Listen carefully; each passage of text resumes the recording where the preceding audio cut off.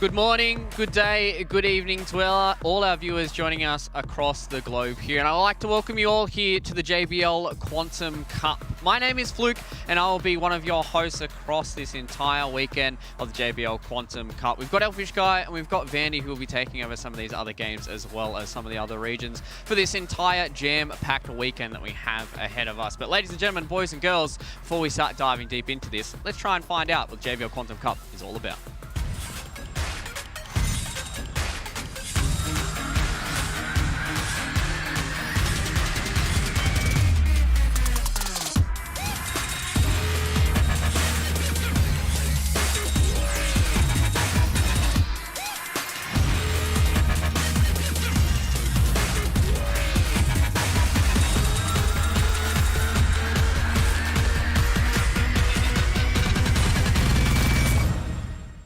Right, the JBL Quantum Cup, 3 games across 3 days, 3 separate ways to win in one incredible weekend. It's not just the pros that'll be winning across this weekend, everybody else at home can win as well. So let's have a look to see how this event will be playing out. We've already done our qualifiers here for Fortnite, Europe, North America, and Asia as well. And now as we get into the playoffs here today, we have Europe kicking it all off, and then North America, Asia will follow promptly. And then we have Valorant group stages heading into their playoffs with PUBG as well. And now we look at the breakdown between all 3 of the games, Fortnite, PUBG, and Valorant, will be played across this big weekend. We've got playoffs today, and we have playoffs tomorrow for PUBG as well. Group stages for Valorant will be kicking off tomorrow, with their playoffs being the final day of competition in combination with PUBG as well. Ladies and gentlemen, boys and girls, this JBL Quantum Cup is an insane weekend for everybody, and this is what everybody is playing for. $200,000 the total prize pool. There are prizes included in that as well. Fortnite will be taking home $90,000,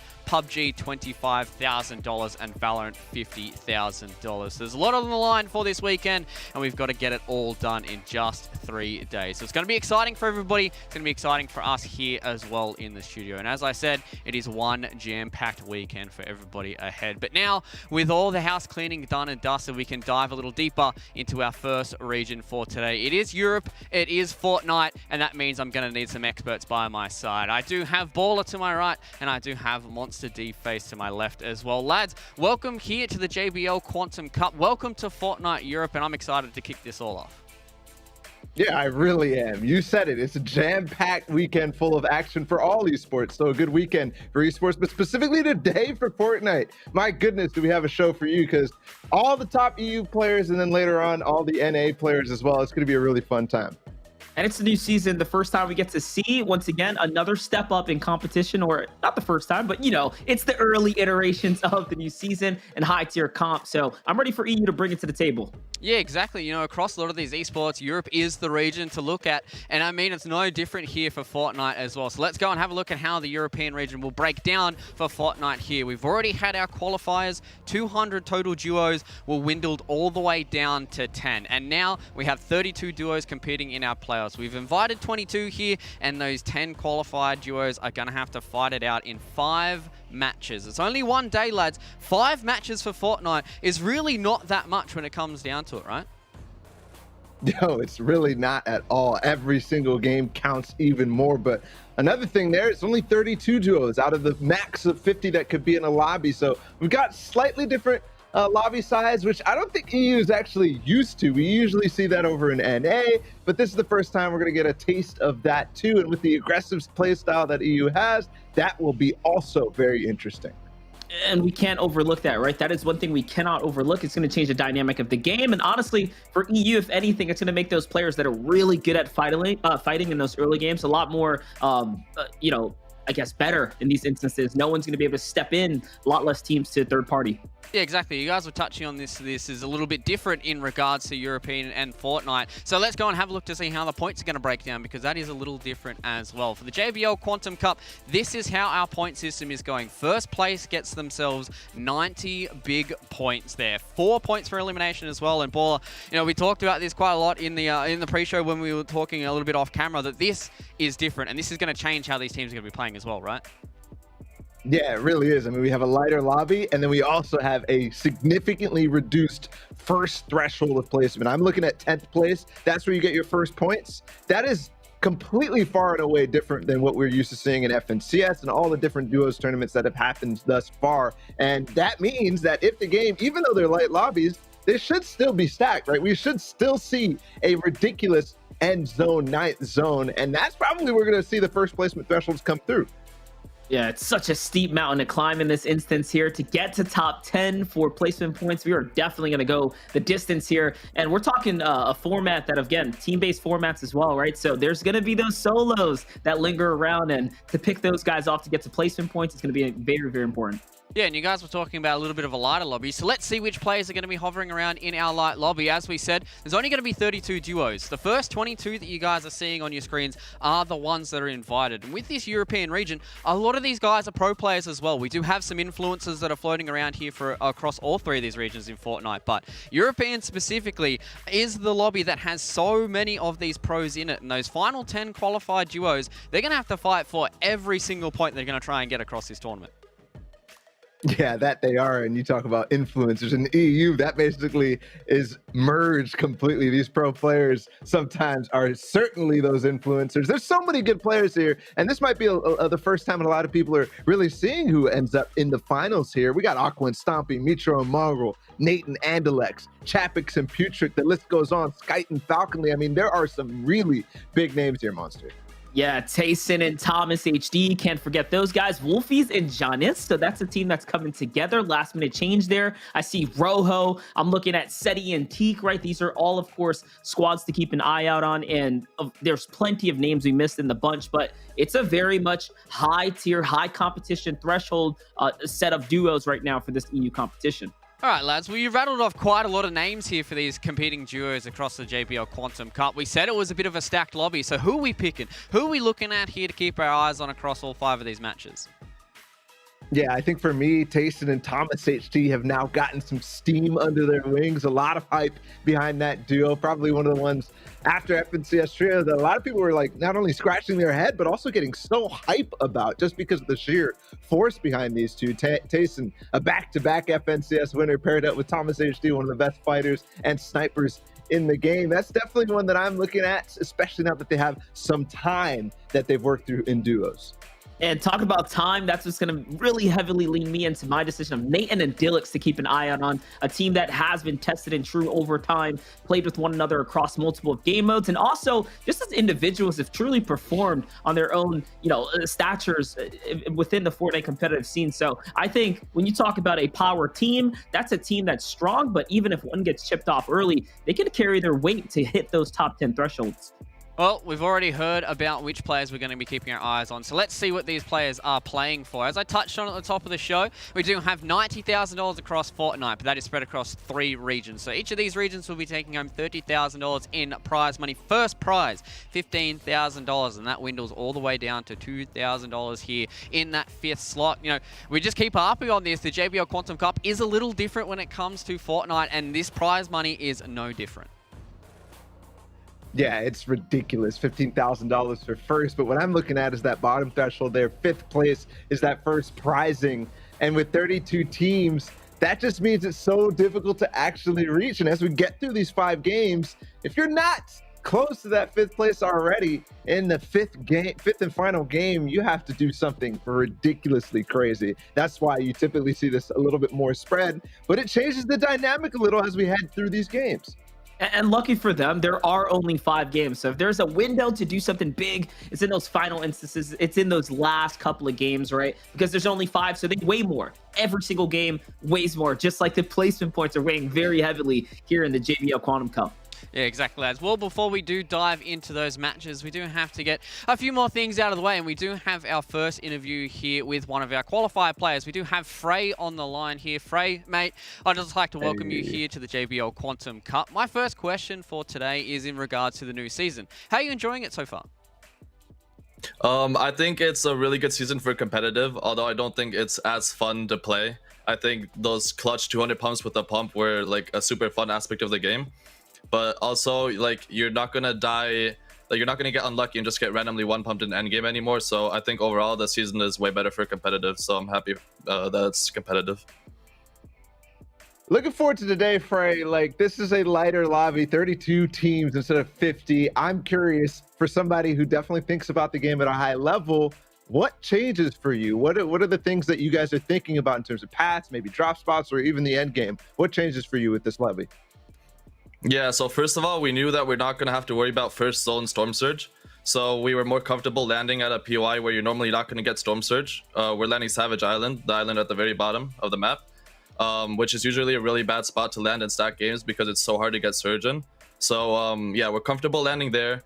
And then I think late game is not going to change that much because I think it's going to still be like an extremely stacked lobby. But yeah, so mainly it's the Storm Surge aspect. Yeah, I was scrubbing through your Twitter. I did realize you guys posted you're going way down south. Is that to play into the fact that right now there's no upgrade machines, right? So are you guys still sticking to just the fishing style meta, or are you trying to play for Rift Fish? Like, what's the game plan here? Yeah, so we're gonna fish a lot, which obviously I'm known for. We're gonna try to get some Rift Fishes and get that easy rotate in endgame, and yeah, hopefully it pays off. All right, Frey, mate, before I do let you go, I've got one last question for you. As we said, it's a little bit of a lighter lobby, so which one of these duos are you guys really looking out for in these next 5 matches? I think the 2 duos you guys named have a really good chance of winning it all, which is Thomas and Tayson, also landing, I think they're landing Salty, so they're going to have insane loot as well. And then Andalix and Nate, because they already won a really stacked tournament in EU, and they're obviously a duo that's really experienced. So yeah, I think those 2 have a good chance, and then hopefully we get in the top 3 as well. All right, awesome. Thanks, Frey, mate, for this wonderful pre-match interview, and good luck for the rest of your matches here for JBL Quantum Cup. Thank you very much. Have a nice day. Man, a lot of these players are really articulate here in Fortnite. You know, usually across some of these other esports that I've done, they have been a little bit less willing to give away a lot of that information. So it's good for us to hear a lot from these guys early on. But moving into match number 1, Frey seems pretty confident. Yeah, I think that's because we handpicked Frey specifically. I mean, there's a lot of these guys who are articulate for sure. You get the whole wider spectrum, but what I do really like out of Frey there is a good game plan. I mean, we really grilled him on how this 32 team lobby is going to play out, and the thing that I really like is that he knows drop spots for pretty much everybody. He was listing off, you know, Salty Springs or Salty Towers for Tayson and Thomas HD, Nate and Andalex potentially going to Sweaty Sands. He knows these rotation paths already. He's been studying the Twitter timeline. My man is ready. Yeah, that's the difference about Fortnite, right? Is that when it comes down to the highest tiers of competition, they actually know the ins and outs of one another. And you saw the little complex, minute detail that, hey, Storm Surge is not going to be a factor here. So a place where I would normally not land because it's a bad landing spot for different reasons. In this format, they're manipulating the play style, the drop spot to favor themselves. And I think that is a very small, fine detail that's going to go a long way in this tournament here. Well, do we think that that's going to start to play into his hand? You know, across a lot of these other esports, a lot of teams talk about playing into themselves rather than playing against others. Do you think that obviously Frey has an idea about how these other guys are going to play? Do you think that, you know, works in his favor, the fact that he understands so much about these other duos? Yeah, I think it does, right? It's not necessarily that he's not playing his game. I mean, clearly he is. He talked about it, right? He's going to start fishing and get a Rift Fish as best as he can. And that is his game plan. That's always been his game plan. That's why he's so good. He has a solid plan throughout these rotation stages. So it's not necessarily that he's, you know, giving up on playing his own game and watching everybody else and trying to counter them, but more so just being aware is the most important part.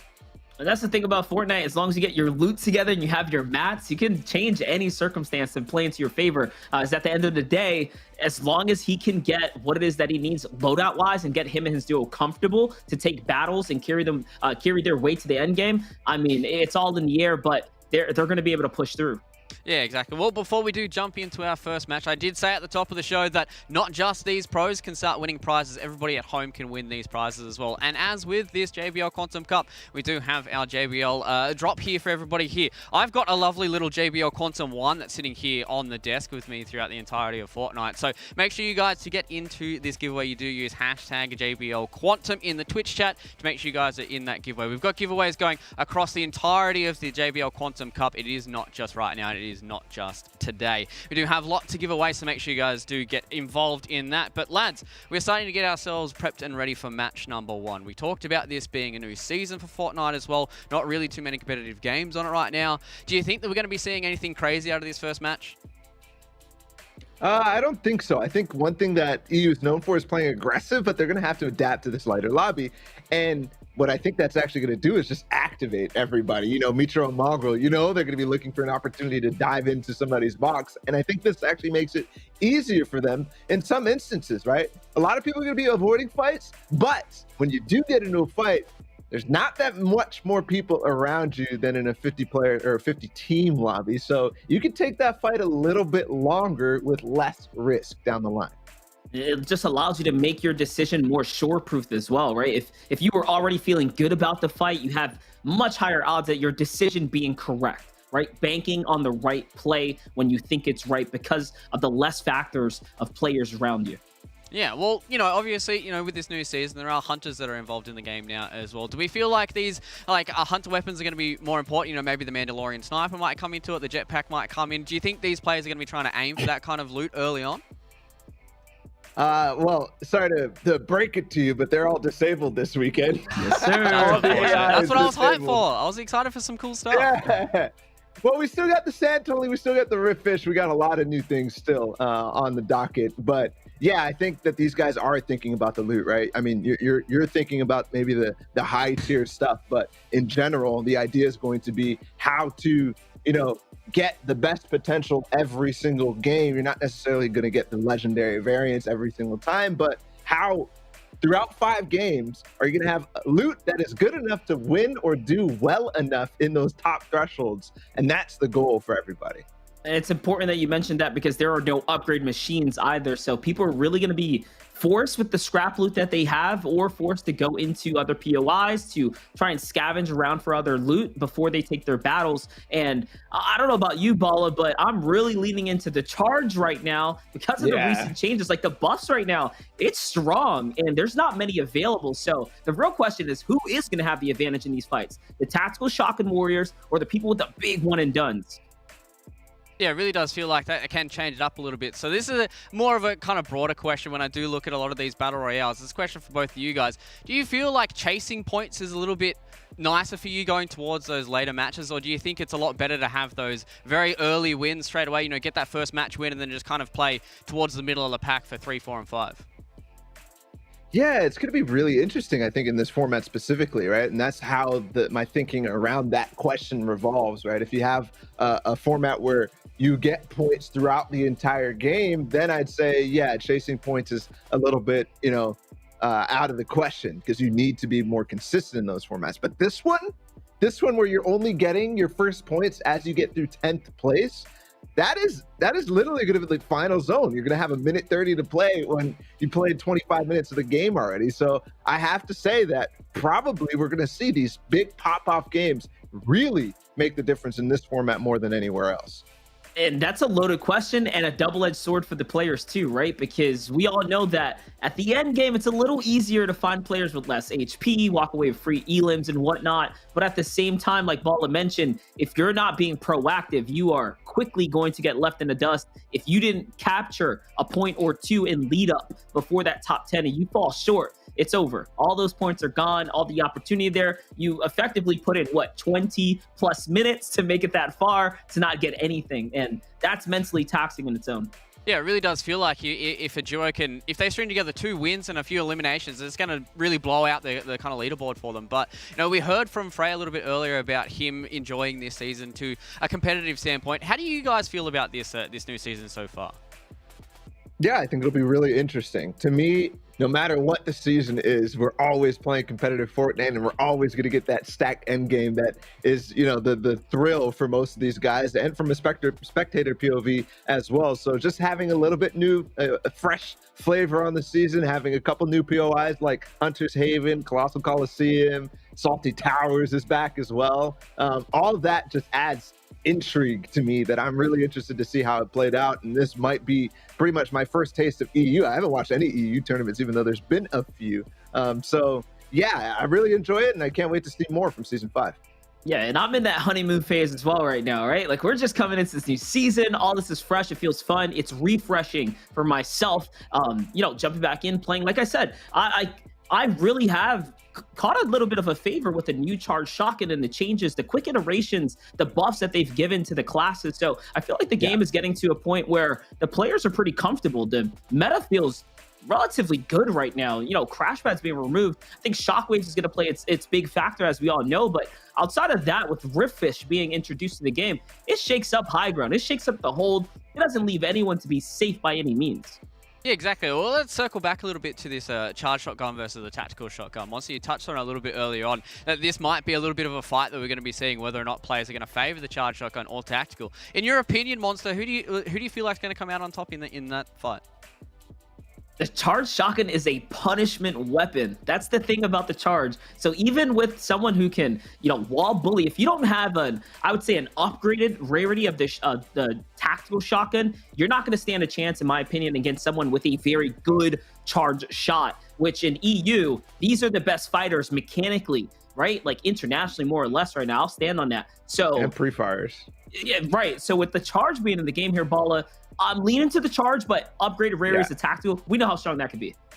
Look, there's one thing that we all kind of, when we have this discussion, always kind of disregard, but it's the end game prowess of the tactical shot game versus the charge, how reliable it is going into that. So I have to actually give it to the other side, that tactical shotgun league. All right, lads, it's been a little bit of time before we got into match number 1, but it is ready and underway. Quantum Cup match number 1, Fortnite EU is underway. Take it away, lads.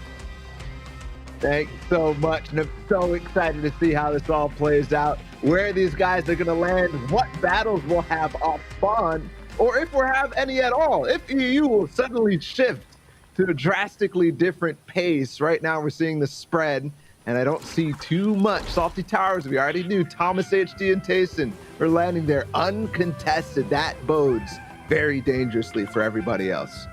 Ooh, that's going to be a power loadout for them. You can see the cursors on the Salty Tower spreading out ever so more, so they will have a nice hold on the entire grip of that center location. Other places that are looking really great right now, or not so great right now, are north of the Coliseum, right? Up towards the Orchard Farm. Seems like we have 2 or 3 teams making questionable decisions to land on top of one another, as is Retail Row right now. Oh my goodness. I have to be laughing if I'm Refsguard and Scram, seeing the absolute chaos unfolding at both Retail Row, but more importantly, Orchard for them. That might be an opportunity for them to third party, especially because you already see one of them cheating over in that direction. Yeah, and we do get to see Marine up on the top left camera feed there with Jaspe, and they're in the thick of it. They're inside the Retail Row. It seems like him and his teammate have somewhat split between residential and the blacktops, which, quite honestly, Ball, that's a bad split if you have a team up there. Yeah, we'll see if those blue arrows do push in. It's Skite and Falconly too. This could be a quick fight. Marine needs to hop on over there, and they obviously know the situation that's in front of them. What they'll have to do is take a quick fight here against these guys, or back away. If they take the fight, it needs to be quick, because otherwise those yellow arrows will come in too. But so far, none of these sides want to engage. Marine does have attack for his teammate, and yes, Skite's going to leave. Same with Falconly. Good decision for them to play it a bit safe here in the early game, especially considering the loadout here is looking pretty good for Marine and Jaspe. Blue tactical shotgun, Dragon's Breath shotgun. We didn't even throw that into the mix here earlier, Bala, but let's get your initial thoughts on the Dragon's Breath. Yeah, man, it's literally hit or miss. That's what I'll say about it, right? One shot, one opportunity to make it count. If you can get in close, it works. I mean, I saw Reet yesterday doing some crazy things, of course, with it. But from there, it doesn't have that reliability that you might get from somewhere else. Yep, good take there. And let's not forget that hidden feature to burn all wooden builds and fresh materials. So can play very, very interesting. Here's the 2 perspectives, though. You have Skite up on the mountain right now going for tags. Picking fights with different teams in different areas, though. They're even pop-shotting at those in a distance. That could be dangerous, starting what you call, like, a lot of enemies here, right? Creating animosity in the drop spot. Yeah, that could come back to haunt you down the line. as people do play relatively emotionally. Here's the Coliseum. It's Sapphic and Siberia, a team lurking nearby as well. One thing I really did see, though, on the map while we got it, as he sets up the ambush, Aqua and Stompy, a massive split over what I'd call the new loot lake area in the center of the map. So much more loot, and also the 0-point rocks. But nobody fighting Monster. This is actually crazy to me right now. Even though we've had these POIs that are insanely dominant, I've guessed the placement heavy format is already weighing on these players' consciences. And I mean, well, listen, Bala, this drop spot, you got to be meticulous when you take a fight here. You can see how slow and steady you have to be with the farming too, right? Because you don't get a lot from this area. So it doesn't surprise me to see teams being super passive here. And just look at Siberia's Jake's material count there, right? That's what I'm talking about. It's a trade-off. He wants to maintain high ground for the stronghold, but he doesn't even have mats now to sustain it if a battle breaks out up here. Coliseum is definitely one of those ruthless spots. If you get caught in an uncomfortable spot, all of a sudden your situation direly changes. We saw Booga and Avery yesterday fighting here. We'll see how this one goes. Definitely a lot more quiet. Sapphic and Siberia trying to edge their way around and get the jump on Yuri and Yoy. Nothing gonna come out of it though. Yeah, it's just a standoff here. Once again, as the teams are trying to get comfortable and get their loot together. Siberia, though, is at such a disadvantage for maintaining that high ground hold for so long as he did. His loot, though, looks pretty good for a Coliseum drop. Already 100 shield and just about maxed out inventory. Plenty of ammunition to go with it. I mean, I've landed here a few times. I never felt like I got that comfortable. That's the difference in loot routing right there. So they're about ready for anything. Now we're off to a different fight. Raxo and Artur. He's right behind the enemy, though. Carton's gonna get tagged twice here. That's means the fight. And the shockwave is already up too, so they're gonna start to set up the pinch, but Carton's got the 2x1. They're both on the outside of this wall. He's already by himself, by the way. Lost his teammate. Raxo's already gotten him down, so we're catching the tail end of this fight. Cartoon now layering down over towards the bush. Can he escape? So far, there's no escape, but he keeps getting these cheeky little peeks. Nothing connects just yet, but eventually he keeps doing that. It's gonna go two ways. Either they end up in the box or he gets a big tag that he can capitalize on in the 2 versus 1. Man, Carton is looking really good here, though. Like, he is quick on the trade, the exchanges, the shots. The edits are flawless as well. I respect his hold right now. Makes you wonder how they even lose this fight to begin with, but ultimately, though, this is still a major disadvantage, and he only has a tactical green shotgun, so not much as Carton's going to get pinched here. Finally, they find him out, they hold him down, and there's nowhere to escape at that point. Well done from both sides, really, on that fight, but obviously Raxo and Artur avoiding the great play there from Carton. I think teammate must have gone down early and maybe a little bit more of a 50-50 on the side of that map, but hey, that's what we were talking about there. Right? They had that extended fight outside of zone, yet nobody is following up on a third party where typically there's Holly pushing in, there's the castle pushing in from those directions, just trying to find extra loot. In this case, there's extra loot to be found everywhere. Yeah, there's going to be plenty of loot here. Aqua and Stompy making the rotate right in front of Lobetti and Miro here, and ooh, Aqua's going to find him out. Followed him for a little too long, and now this is a fight that might break out here. Aqua's trying to be a little passive, backing off, playing slow, and that's the placement format that we talked about playing its effect here. Recognizing, hey man, it's not really worth it to take an extended battle this early out. Don't gain much from it.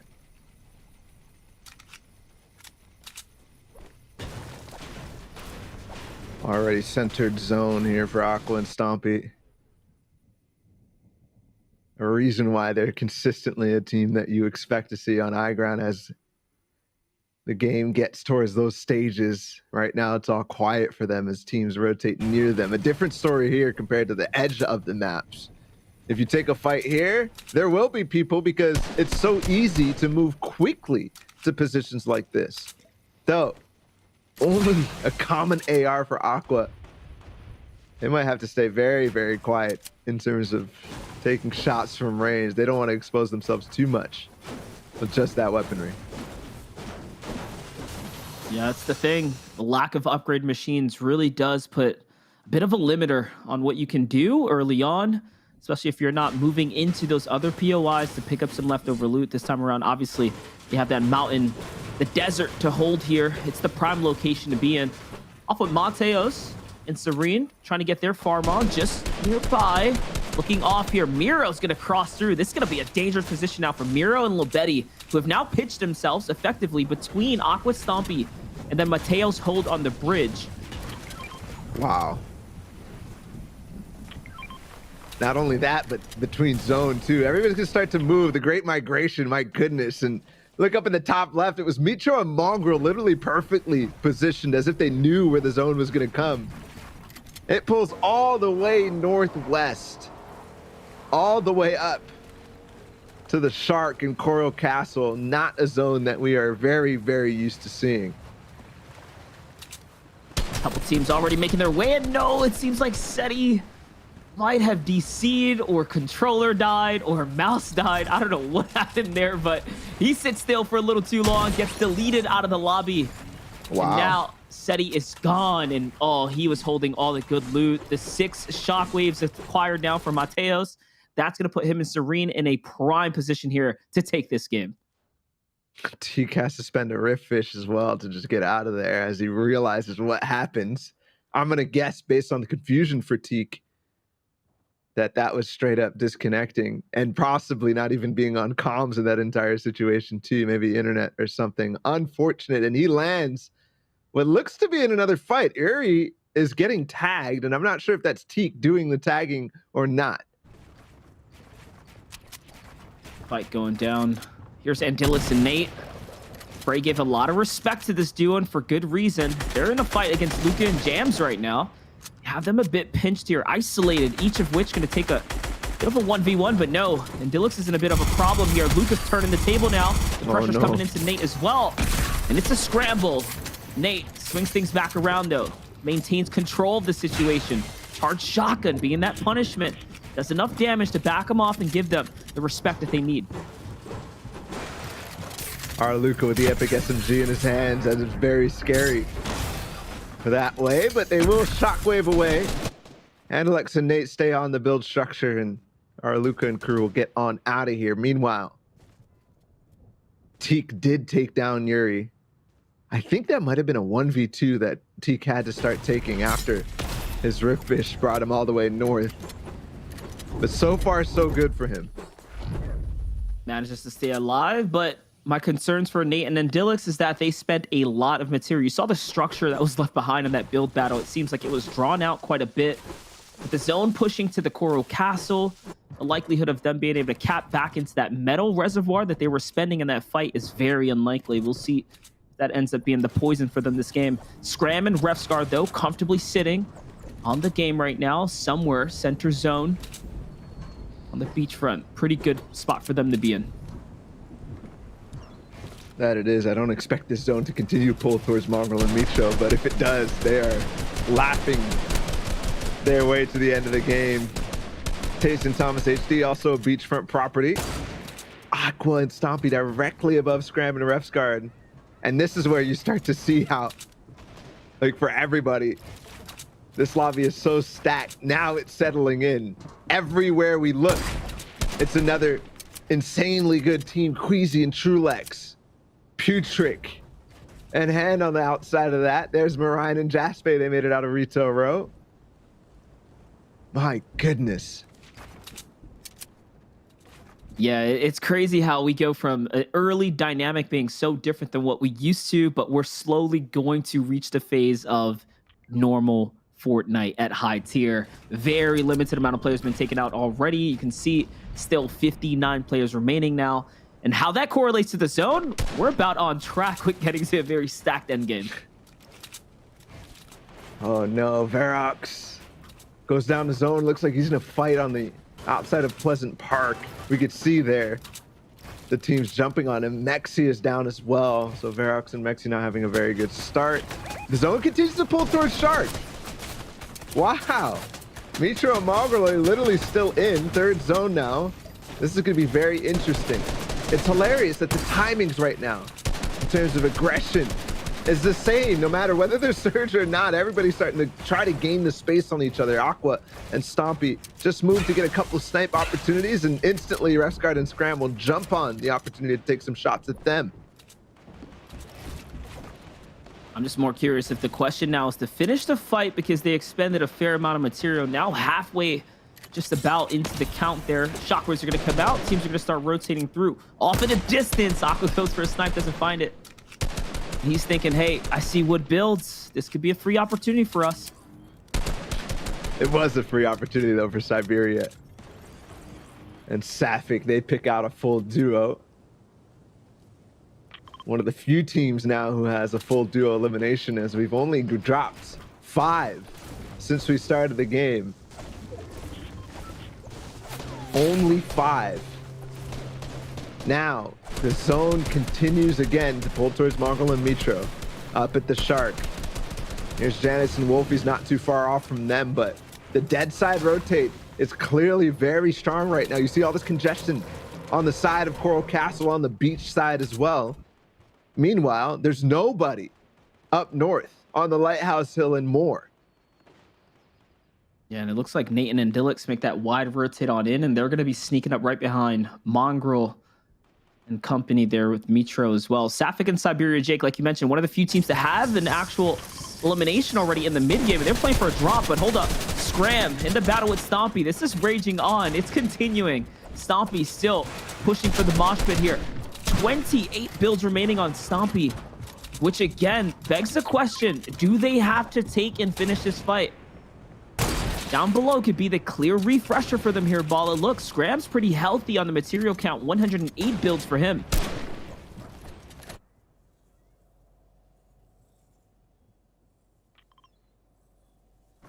Aqua are already starting to build up towards the center of this zone. They've got 2 shockwaves. Pretty sure no Rift Fish, though. A couple seconds on this next zone. Aqua's still fighting down below. Over and over.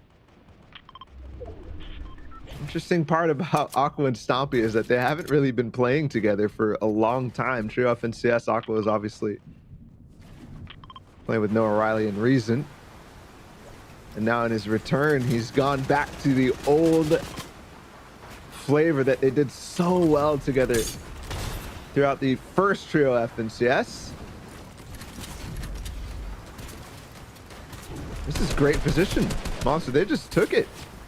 And right on top, they're going to the box. Oh my goodness. Stompy and Aqua just go straight ham on the W key right now.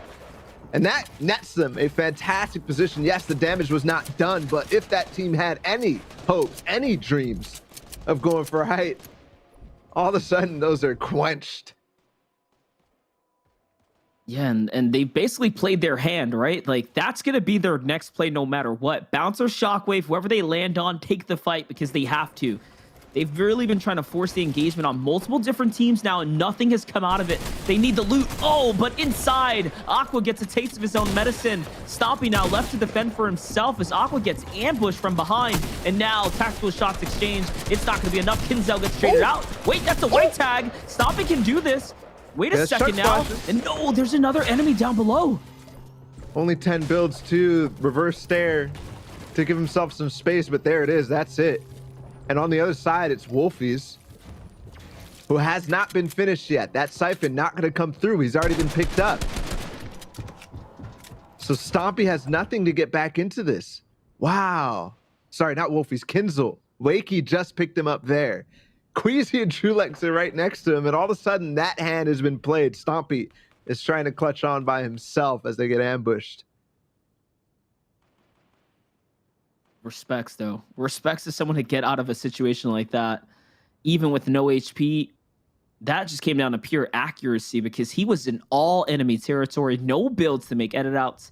No opportunities to even block any shots incoming. So Stompy, the great movement, the good accuracy, once again, it's going to make him come out on top there. Kinzel doesn't have white HP to heal back from, though.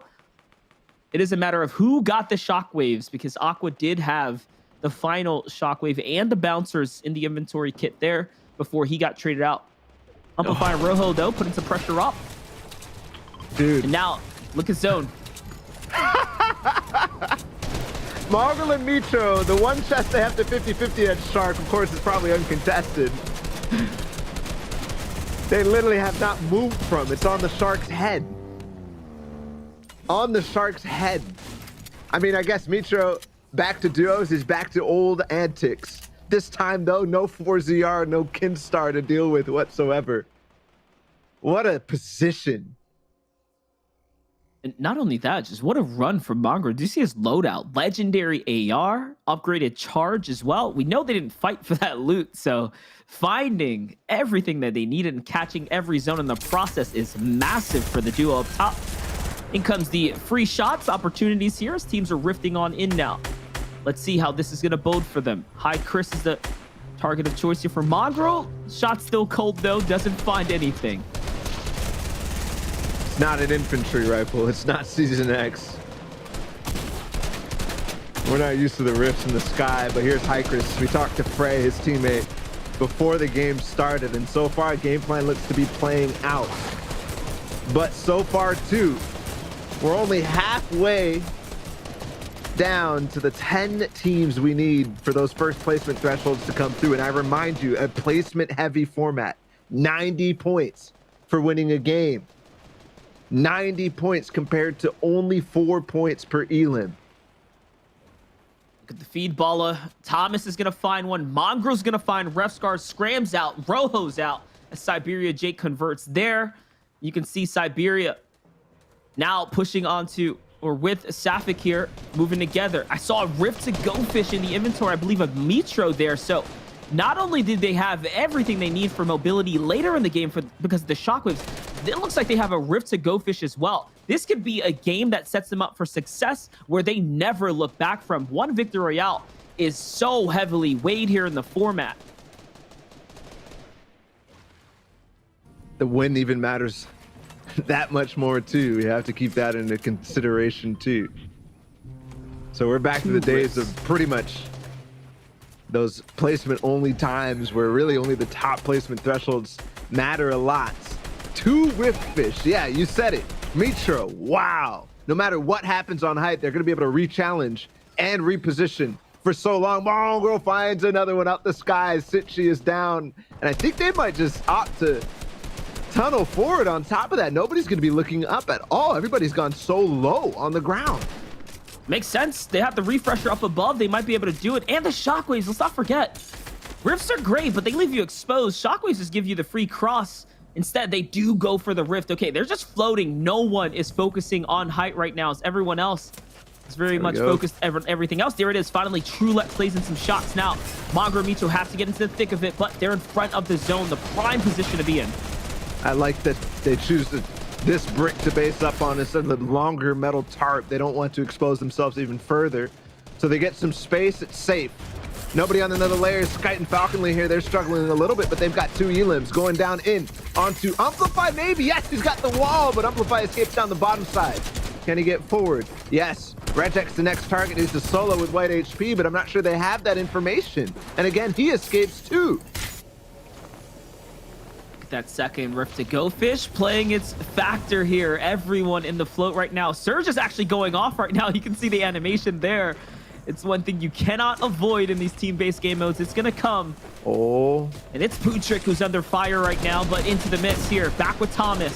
Siberia Jake on the other side. Are they gonna collapse on one another? Edit comes through. This is all Thomas Wall. Rejects trying to get away, and no. Big refresher for Thomas Wall. Retake 2. And now they control a nice layer all to themselves here. And they picked up shockwaves and floppers too. Mongraal is taking height with Mitro. They split the shockwaves and went up. Now they have the loadout of gods, even an RPG that they must have used to knock down Queasy and Trulex. And on height, you never see these guys lose. This is why they're FNCS champions. And they're finding Queasy too. Yes, Mitro with the SMG beams takes Queasy out in another refresh. This is massive right here. He has to escape, though. Remember, 12 duos remain here, 11. One more away until placement's being divvied out. This is truly where you want to be to. And remember, we're 8 seconds away from the final zone, and here it is, finally. Top 10 comes right as the last zone is beginning to close. It's what we expected, and now it's up to Mongo and Mitro here to walk away with the elims and all the points they can rack up. And with this, there's so few layers in between them and everybody else. They're starting to pressure them down, but there's a shockwave up. Okay, Flick and Hen, they're gonna go for this. There's still a shockwave. No, Mitro's gone. Mariah right underneath him. He might be able to get the siphon. Yes, no, it's another shockwave. Can he get it? There's a bouncer back in his own 1 RPG. Solo HP, and he'll fall. Marvel 2 in 8th place. Unfortunate for them, but that means that we have Flick and Hen now on high ground as Mariah falls lower down. All the big names have made it this far. Tomas and Tayson, 5 eliminations. That's going to effectively put them way up now. Remember, 6 duos in. As this 5th one gets taken out here, can they get it? This is a major point opportunity here. Sapphic alive in his zone. It's a scramble. It's a big mix-up. Paxi here walks away with a few. Sapphic manages to maintain here. Seems like he got a top 3 positioning. Where did Frey and Hycris come from on height? Right now, they're gonna have to bounce down. It's a 2 versus 2. They land directly on top of Hen and Flick, but Flick gets traded. Oh, another one too. 50 HP now for him, but a siphon might come through for Frey. No, he's still knocked. Hen directly above him. 30 HP. Oh, it's so close. But it's Hen who takes the final shot, the 90 points in the win, but also 9 eliminations. Monster, what a game. Hen and Flick walk away with 9. Frey and Hycris make it to the end. All the big names we expected to do well there, Fluke, made top 10 as they deserve to be. Man, that game just turned into an absolute scramble towards the end there. Everybody falling into the water. Frey just ended up on top of the high ground somehow. Unfortunately, when they dropped down in that 2 versus 2, didn't win the fight towards the end there. And I mean, just looking at the way that that zone just panned out for Mitro and Mongo, I thought those guys were going to be able to come out on top. They didn't have to do anything for all the gear they had all those wrist fish, but fortunately, it didn't work out for them. Yeah, what a good spot the Shark is there. Obviously, they're showing that fishing prowess in this entirety.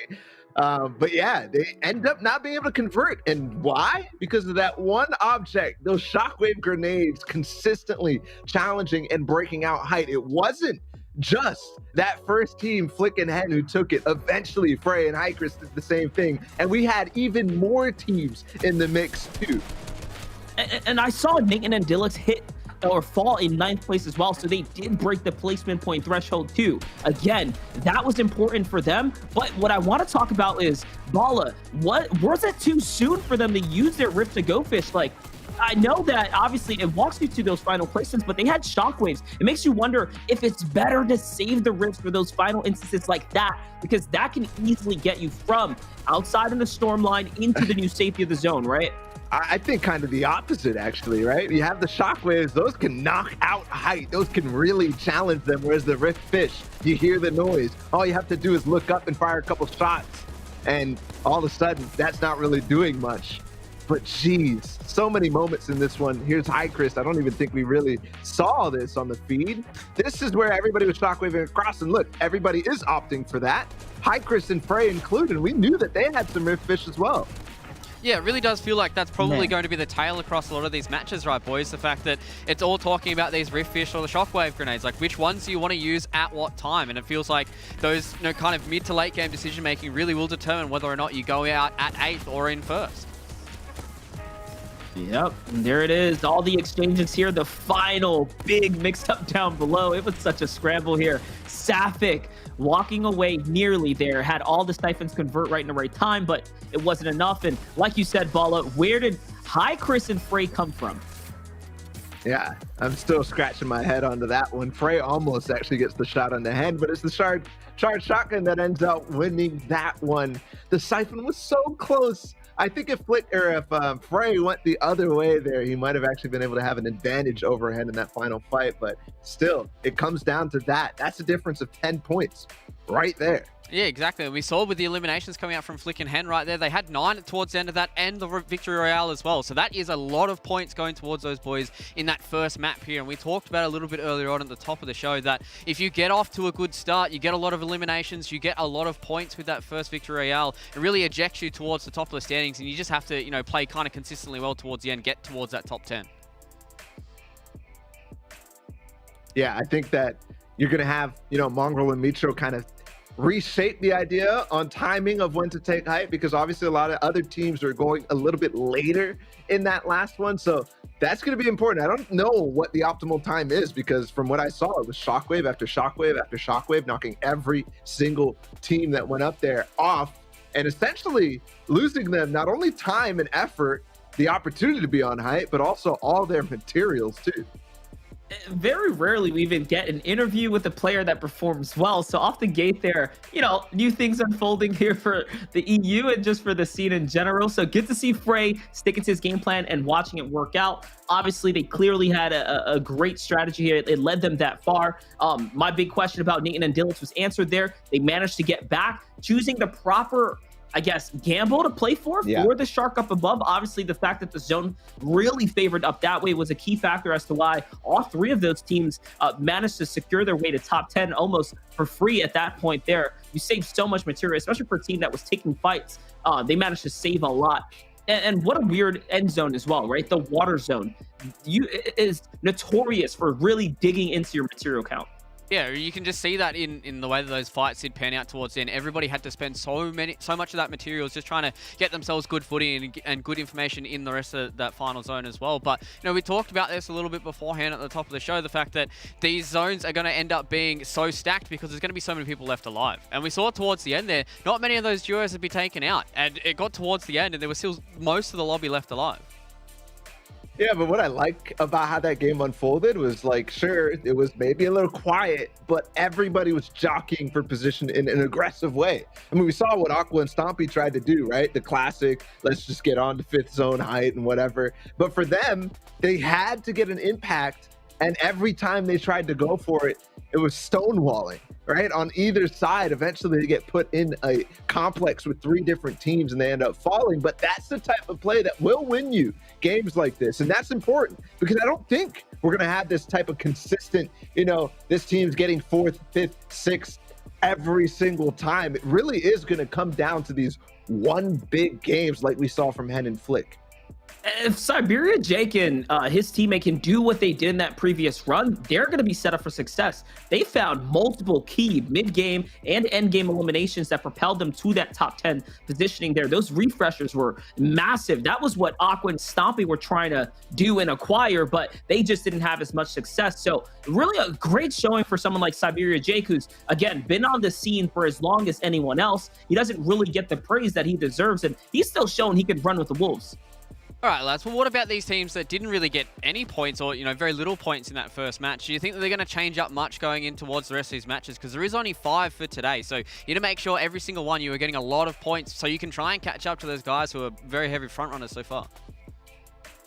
Yeah, I think that they're thinking about the rotation ideas, how to make it in towards the final zone like that, and get into basically endgame without spending too much. And I think the answer to that question, which isn't always the correct one, but in that game, we saw the dead side rotations be very valuable. Marlon and Mitro didn't hit a dead side rotate. They were literally just there by happenstance. But there was a lot of teams who did that, right? I mean, Anas was one of those guys who pushed up in that direction. You talked about Andalex and Nate. I saw also Skyte and Falconly hit it all the way from retail row up on the north side of the map, and they found themselves empty space and a 5th zone that catches in that direction. So I think people are going to be starting to investigate the different paths that will bring them in situations not like the ones who were getting caught on the side of Pleasant Park, basically. And I love that you brought up Skyte and Falconly. That was my point, is the Train H duos and all the duos at the Coliseum, Retail Row, decision. Do you really want to drop spot that's being covered by 3 duos in this kind of game setting? Let's be honest, you want to mix it up, but who's going to mix it up? No one wants to play shambles loot routes on the outskirts of the map the way Train H duo had to do in that instance, or the teams in Coliseum. I believe that was Siberia Jake, oddly enough. So duos that were contested really got away, I guess, with the skin of their teeth, because they managed to somehow still find their way to endgame. But why put the risk of your entire game at such a contested drop spot when you have so many other opportunities? Well, you guys were talking about how stacked this lobby was going to be. This top 10 was all duos that we were expecting to be towards that top 10. Do we feel like anybody kind of underperformed in this first map, lads, at all? Yeah, I mean, Aqua and Stompy, for example, there was who was on the outside. I was going to say, I think near Pleasant Park, there was a team that went down. There's definitely a lot of them, and when we see the standings, which we're getting ready, we'll be able to dive into that a little bit deeper. But for now, I basically have the top 10 in my head, right? All these guys who really did convert in a formulaic way. It was find all the shockwaves, get to the end game without really spending too much, and then use as much of it as you can to get towards the end and then convert. That's the key. I think this is the most formulaic we'll see EU play in a long time, actually. Let's not factor out the point that Storm Surge went off. So whoever was hiding throughout those zones and trying to play it slow because of the low player format, I mean, it caught up to them. We literally saw Mongra Mitro floating in the air and multiple Thunderbolts coming down. So you can't run from the Surge gods. Ultimately, you do still have to get in the mix here. And we'll see how that's also going to play a factor moving forward for those teams that were punished by the Storm Surge.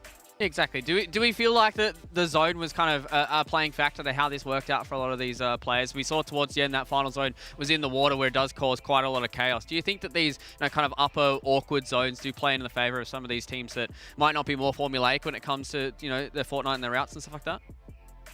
Yeah, I think that's a really good point.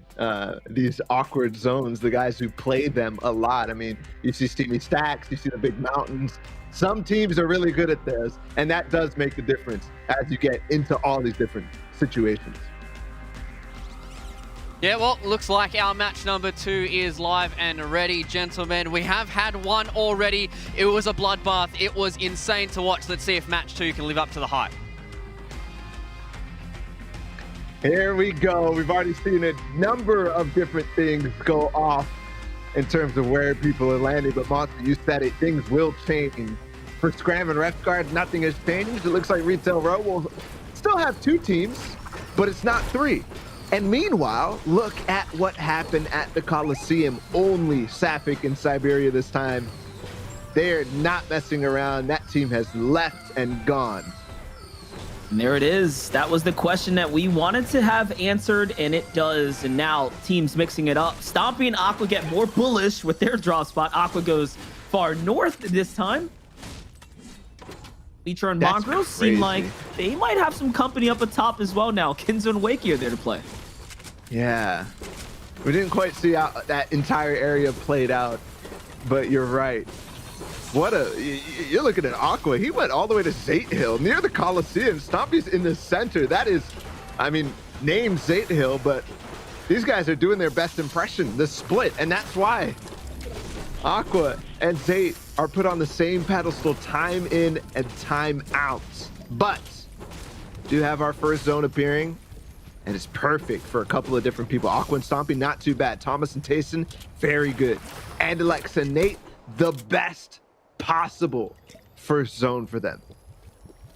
And take a look at this. Arcos sticking the drop here with Royaliste, and they're going to take the fight against Sky and Falconly.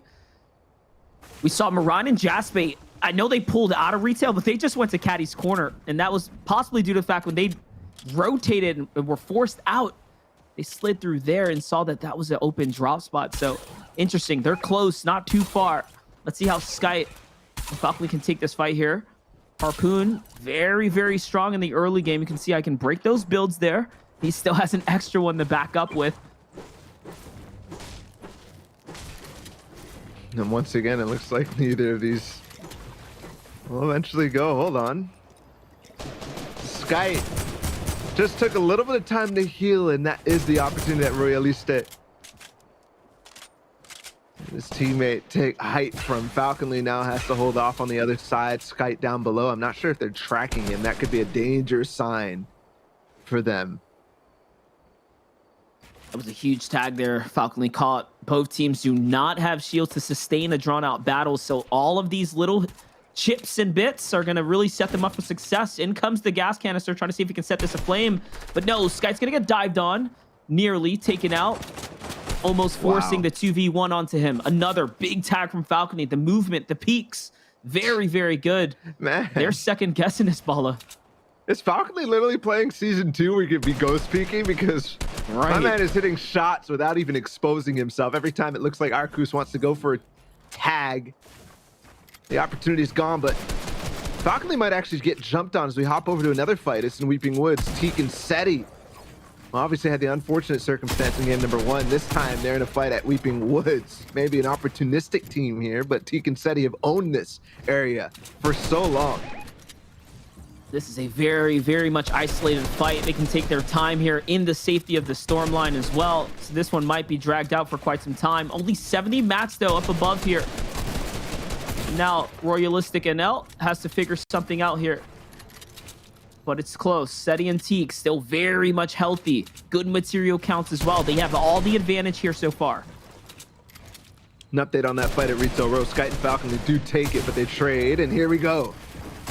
Another Royalistic, this one from the Netherlands instead of what looked like France involved in this one. And he's down. Teak has found him. And now they're going to trade tat shots over and over. And eventually, Zero Mats of Janny will not be able to hold on. His tack not strong enough from that range against 2 of the tacks from Teak and Seti. Looks like we see Miro fall in the feed there as well. The previous game, he was sneaking up onto Aqua and Stompy, so bad rotates this time around. But Mongrel's in a fight here. It's a big battle as well. He's at the disadvantage, but to the aid, Mitro comes here to bail him out. Still, health advantage is in the feed for Mitro here. Let's see, compact SMG in hand. It's Kinzao and Wakey, who landed at the Koro Castle. Oh no. That's a fail. Oh no, he gets edited down. Mitro, just the stairs. He has to trade well. Oh no. And Mongrel was all that time fighting to help Mitro instead of taking the med kit. So right now he's not healthy. Kinzel's back up in terms of Siphon, but Mongrel immediately trades. Wakey is low HP. A charged shotgun could make this happen. Is diving into the box too without any fear. Kinzel onto Mitro. He gets the card. It's a shockwave away. Oh, a gamble play. Does he get over and away? Yes. And it's not Mitro who's in this situation. They've lost him completely, actually. Yeah, They've lost him completely. He's in the porta potty. He's out. Such a great place to actually shockwave, right? You have options, terrain, and everything in between to really break that line of sight. Mongrel walks away barely there, but with the card, that's what's most important here. Here's Soki. Zexu's fishy. Seems like they're struggling. What was that? Takes a little fall damage here. Hold up. And down comes Fishy as well to follow his teammate and take fall damage too. It's Hen and Flick on the other side. Luckily for him, he's going to get the shakedown for good measure here.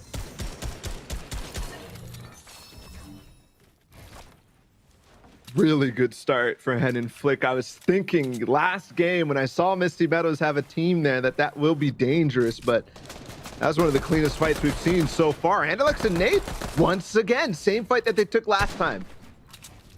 Both of these guys landed Sweaty Sands on different teams, Andalex and Nate in trios. But this was a recipe for their teams. When zone was here, push as frequently as you can on the teams around you so you can get the loot. Jams goes for a side jump. It does not work out. Takes a little bit of fall damage and now has to tunnel away. Nate and Andalex once again positionally outplaying right here as Luca is so far away. This looks literally like a rematch from the last round. The big colossal build between the twos. You can just show that it's evenly matched, but no, again, Nate and Dilix just the better duo in this instance, already walking away on top. Nate here is going to help and Dilix escape out of the box, and down he goes to control though. Too quick, too clean, and Dilix gets the second elimination there. Unbelievable. This time they don't have to escape. That was what the situation that they had to last time. Wow. Okay. Things have changed. In game number 2, Amplify has to 1 versus 2 against Loru, but they pushed this fight. So now Amplify versus Wings. Oh, what a drop down. The shockwave is perfect. He'll be able to maybe. No, Wings drops his teammate down. I can't believe he just saved him.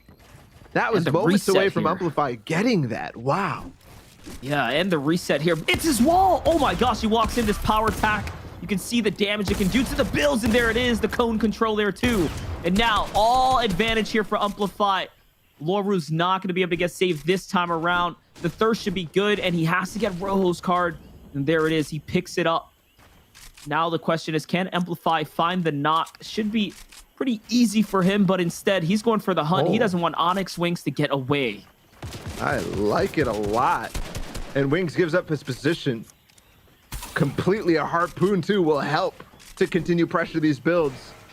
Amplify does not give up. on the backside of the wall too. There's the siphon. He didn't need to worry about that at all. Wings is going to start running out soon, but Amplify is already pretty much out. 3 bills remaining. Wings, another box. He jumps through. Oh my goodness. Every time there's a gap, I get so scared, and Wings finally has the advantage in terms of mats, but not HP still. One thing to note as well about Amplify, only 5 more bullets in this hack, so he has to make it count. You notice he stopped doing the wall busting right there. The wall bully from the TAC is so powerful at the upgraded rarity. No, Onyx is punishing so hard right now, and he has the right to do so because of the material advantage, and that is what good Fortnite looks like. When you have material, it really does change the pace, and now it's so much more fair. Who will land the next shot? That will determine this battle here. Blue charge is enough to win this if he hits just one more. Let's see it. There it is, 69. 1 HP, literally, and the follow-up there for Wings. What a clutch. 4 eliminations now for him. Oh, and what a blunder, I'd have to say, from the other side. He had the card. He had this opportunity, but just cannot get in the box. Wings, the defensive play. It all works out. I think it's a mad dash even to get the card. Can he? No. There's no way the time still plays out. I think Look so. at this. Look at this. Alex and Nate are still W-keying down from Sweaty Sands. Thomas HD and Tayson somehow avoid their push. I don't see Mongrel and Mitro. I did see Mitro fall, so he did get rebooted, but it looks like they're both now out to the hands of the team up there, Wakey and Kinzel.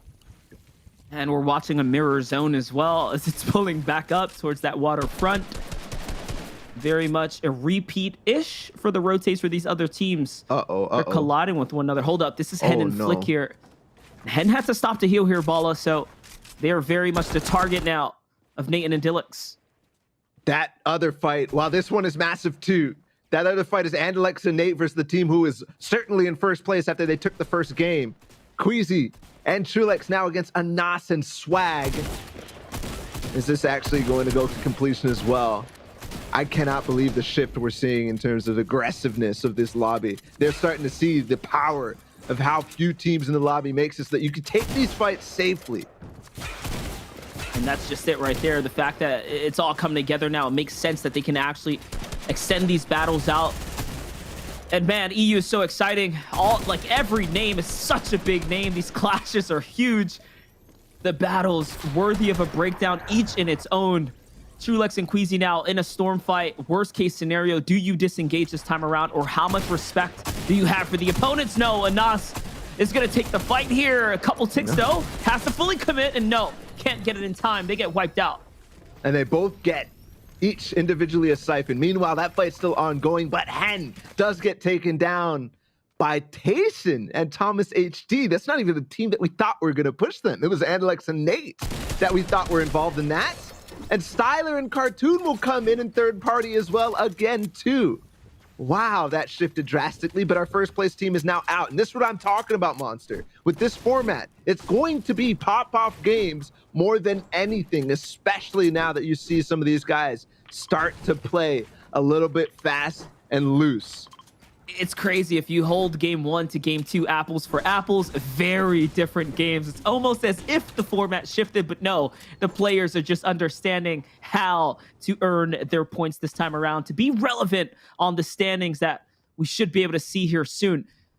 Either way though, Aqua Stompy, once again, same beachfront inside the new storm line, this time a little deeper though, playing for that center location. They're very much trying to set themselves up for success to have a high ground hold coming into those final zones. What a similar game. This time, though, I think they're a lot happier. It does pull a little bit more further inland this time. No shark head involved. But even then, the sharks are out. Marvel and Mitro down already. So all of a sudden, I have to give it now to Aqua and Stompy as the people with significant positional advantage right away, but also the people who will continue to press that advantage. Sapphic and Siberia, you talked about them before this game out of Colossal Coliseum, and they're doing very well. Looking on the map, there is a complete mess happening over at Sweaty Sands because of how many teams we saw having to push in from there. Andalex and Nate, Styler and Cartoon. Thomas HD and Tayson, Wolfies and Janice. Look at this. Queasy and Trulex. How to get out of this situation when you know the entire lobby up north, including Aqua and Stompy, are literally looking straight at you. Yeah, that's going to be tough to make there. And as they approach that U zone, a good chunk of it is in the water as well here for Janice and Wolfie. So they're going to have to squeeze around. That's going to force so much more congestion onto what should be the dead side of the storm line. We'll see, though, how it's going to favor out. Again, this huge, massive water in the middle is really shaping up to create these mass stacks of teams on top of one another. Here's Tayson and Thomas coming down the dock. And again, they're on that wide sweep around. They're going to land on top of the Stompies, the Putrix over there inside the storm line. You can see here other big names off in the feed right now and on the map still alive. This is nice. I like this, using Coral Castle and the dip. That already you see Benji and Pirida taking advantage of, breaking the line of sight. Tayson with a free rotate. You're going to see the same thing happening for Andalex and Nate. On the other side of this, though, Frey and Hykris, they've got to block a line of sight as well. So the dangerous Sweaty Sands did not end up playing out. Ooh, Andalex hits a snipe onto Aqua. Massive. That is huge. Once again, Aqua struggling. And it looks like Putrick and Agua are actually pushing on top of that. Aqua might be going down soon again. He's revived, but for how long? Here's the other pressure, though. Herrera and Benji Fishy in the low ground, putting pressure onto Nathan and Dillix, who are just barely getting into the safe zone here. And it's Tayson and Tomas who are right up above them, too. An angle for pressure is truly evident here if Pereira and Benji Fishy put in the lobby focus, but no. Things are going to slow down here. Benji does have a rift to go fish, so plenty of decisions and opportunity here to make for a big rotate. The material split comes out of the two, and they're both very much comfortable. Now, though, the big map. How's it going to play out? I see Hykris and Frey still making the zone, and they actually catch zone here. Stormline pulls far east onto the other major landmass. What a clutch from Stompy, but Aqua falls anyways to Agwe. And I think Stompy is still going to be in a 1v1 against that. No, I think he knocked both of them down. And Lex and Nate very close against Thomas HD and Tayson. Oh, he'll get a couple big tags onto Tayson from a distance. But look at the distance. You're right. How far this pulls. Andalex has to do something to actually push this off. Now, instead, while they swim, actually, oh, a third party comes in. That's perfect time for them to actually group and go. It's kind of crazy that everyone on this island is trying to take the fight right now, even against Nathan and Dillix, who just want to rotate for free. Benji, though, does have that rip to go fish, and Andilix manages to pull far and away, but if they stay here for too much longer, they will be lobby focused. They have to go, they have to exchange, or take these shots as they come, use the mats, burn them, because if you stay here, it's over. Your game will quickly end. Carton, Styler on the distance here. Do they have a rift fish? And if not, is their decision to rotate late going to turn around to fight against them? Let's see. Benji and crew pop it. Yeah, Artur and Raxo have one as well. Yes, definitely the decision here. Across the gigantic ocean, how to get across, and this is it. Oh, Andalex does fall to Wolfies. Nate might be following soon after. Kinzel involved in that mix too, but do they have the rotation to make it across? Potentially not. I see everybody did get on at least to the beach. Big knocks there. Yes, huge. Safik and Siberia J go down ball. So we've seen now two teams that just managed to pull out a top 10 last game, get taken out in the feed. That is massive. As Pereira falls too, so his rift to go play was not effective. They were taken out in the sky. On the landing, Benji's getting pressured as well. It's not looking good for him. The lobby focus, it was unavoidable, and that's what happens when you touch down late. Everyone can see you. Fresh builds make it easy, and there it is. Benji is out the game as well now. To the hands of Seti. Teak and Seti going to try to clap back after game number 1 when they had the crash. Moving forward now, though, who is the team who did well in game number 1 that's still alive? I see them right there. It's Hykris and Frey. Both Flickenhen and Safik and Siberia are out of this game. Hykris and Frey now have an opportunity to overtake. They weren't that far away even, but with one more game, it could be another 100-pointer for them that will be very difficult for other people to start catching up to, but they're not even close to those placement thresholds yet. They've got to hit this 5th zone rotation, and it is the freest on-foot rotation I've seen in a long time, given the difficulty that we've just seen so many teams endure on the beach. This entire game, they've just had the low terrain, just the optimal decisioning to rotate through these little crevices, these little valleys. And you can see how it plays into their loot pool. Overall, their material counts are stacked. Here's Joy and Yuri who have to make a move. They do have Rift to go fish. There it is. It comes out. Quick move now to get to the new storm line. Again, these long draws here to the east is really punishing all the teams that had those western positionings. Zone after zone now. Will be a dive very near to Falconly and Skite. We fell directly in that top 10 last game. This time it looks like a different story. Frey and Hykris, there's the position that they ended up with. Thomas and Tayson right next to them. Trulex and Queasy are up in this one too. They got 6th place last game, currently sitting in 9th. And Nate still alive. Although he lost Andilix early on, Nate is still very much in this game. Here it is. Zone pop southeast. It's a push back to the Pleasant Park. That's going to be really big for teams that need the loot. A lot of opportunity here to refresh. Ooh, big come up here. Looks like a weapon upgrade across the board as Nate gets found out here by Teak. Big for them. 6 eliminations now for Teak and Seti. That in its own is going to play out to be a lot of points here. I know we talked about you need elims to stay relevant if you're not getting to those high placements, but my gosh, they're making it look pretty good for themselves here, fragging out. And the elim isn't even, the points there aren't even what I care about. They just got an extra shockwave, and they're already sitting on 2 Riftfish and 3 shockwaves. I think they even split that. Potentially 7 shockwaves now for Teak and Seti. That is the tools for success. The biggest threat now, from what I can tell, onto Skite and Falconly. Marine and Jaspe up in this one. Queasy and Trulex on a mid-ground layer. They don't have much to work with at all. We switch over to Loru. They're up to 5 elims. Make that 6 from Wings and Loru. And this was Wings who clutched in Stealthy Stronghold earlier against Rojo and his teammate. That was a crazy fight for sure. Wait for him to come back and bounce into this round here. Let's see, the rotate is good, and he's leading the push, trying to keep up with Loru, who's right in front. Shots come out from behind. Loru changes layer. Just a great reads here. Great reads from Wings to stick with his teammate now. 16 duos remaining. We're approaching the placement point threshold. Remember, you have to get to that top 10 just for the first 10 points. Artur gets beamed and split from Raxo on the rotate through. Yuri goes down. Wings goes down as well. And now, can Loru clutch up? Can he do something massive? It's his turn to pay back the favor. Queasy and Trulex looking up too. They're going to pressure against Thomas HD and Tayson, who actually took height from Falconly and Skite. Trulex and them are going to make a play now too. Teak and Seti had the Rift Fish, and now they're making it work.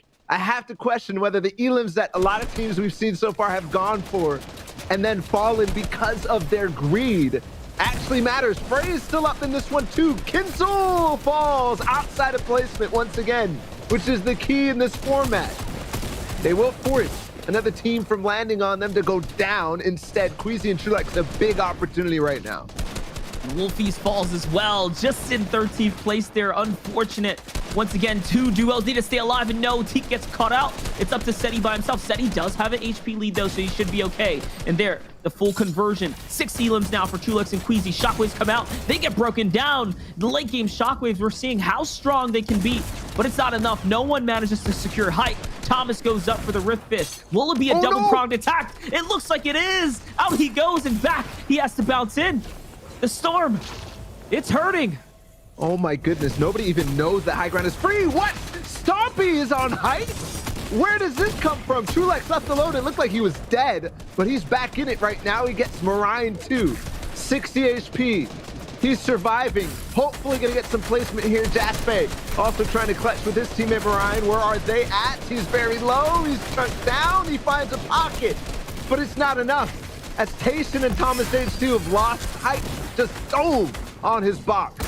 And finally, now the top 10 is divvied out there. Here's your final players on the move here. Stompy still alive. Frey on high ground once again. If I'm not mistaken there, it looks like he has managed to swing things around. Trulix trying to clutch up here. It's Arto and Raxer down below. He's got to change layers here. Scrambling back and forth now. Look, Frey just holding up the height, solo dolo here in the final games. Refsguards find Trulex here as every single player falls here. Frey walks away with a monstrous lead here, really building it out, setting himself apart from everyone else. Tayson and Thomas still alive here, but no, not enough to clutch. Tayson follows up. Look at how everyone's falling here now. Every single player is in complete shambles down the low ground now. Frey and Hycris have to go up against what looks like Scram and Refsguard, a 2 versus 2. Height is now taken. Frey has lost it. Hycris down the low did get a siphon. Scram is on high. Where is Refsguard in all this? Is he knocked? Or is he directly below? We can't tell. No, he's below. Refsguard gets the edit down. It's a trade, and Refsguard will win it. But he goes down. No siphon available. Hycris might actually be able to get that. If Frey goes down before, it's the Shockwave 2, a bouncer up. Oh, the shot misses. Scram low air HP, though. Oh! And it's literally by the skin of its teeth, by just one tick in the zone, Scram will fall, and Hycris and Frey improve from second to first. Man, just What see. a game, Fluke. Sorry. We just do see those improvements between match 1 and match 2. We've seen the change-ups with a lot of these duos looking for more fights early on. We've seen the change-ups with a lot more of these shock grenades doing so much work towards the end there. And then Frey and Hycris being able to get from that second place now into that first place. And I mean, we're only 2 matches in, lads, but it already feels like these two are rocketing themselves towards a victory here for the JBL Quantum Cup. Balla, that was such a different game than we saw from game 1, but what stood true was Frey and Hycris coming through, this time besting their game 1 performance with the victory. Barely though, right? Barely, just a slither of more HP there. He walks away with the dub. Yeah, it was like a slight difference from what we saw in game number 1, essentially. Just slightly different timing, and almost timing that's completely out of their control in any case, but also a different situation altogether. You had a player up on height, you had Refsguard down below, and they managed to keep their cool and get the damage where they need to get it done. Get the siphon where they need to get it done. And Hycris and Frey walk away with it. What a game. And to do that twice in a row now is a scary sign for everybody else, because it feels like they've figured something out. Yeah, I mean, in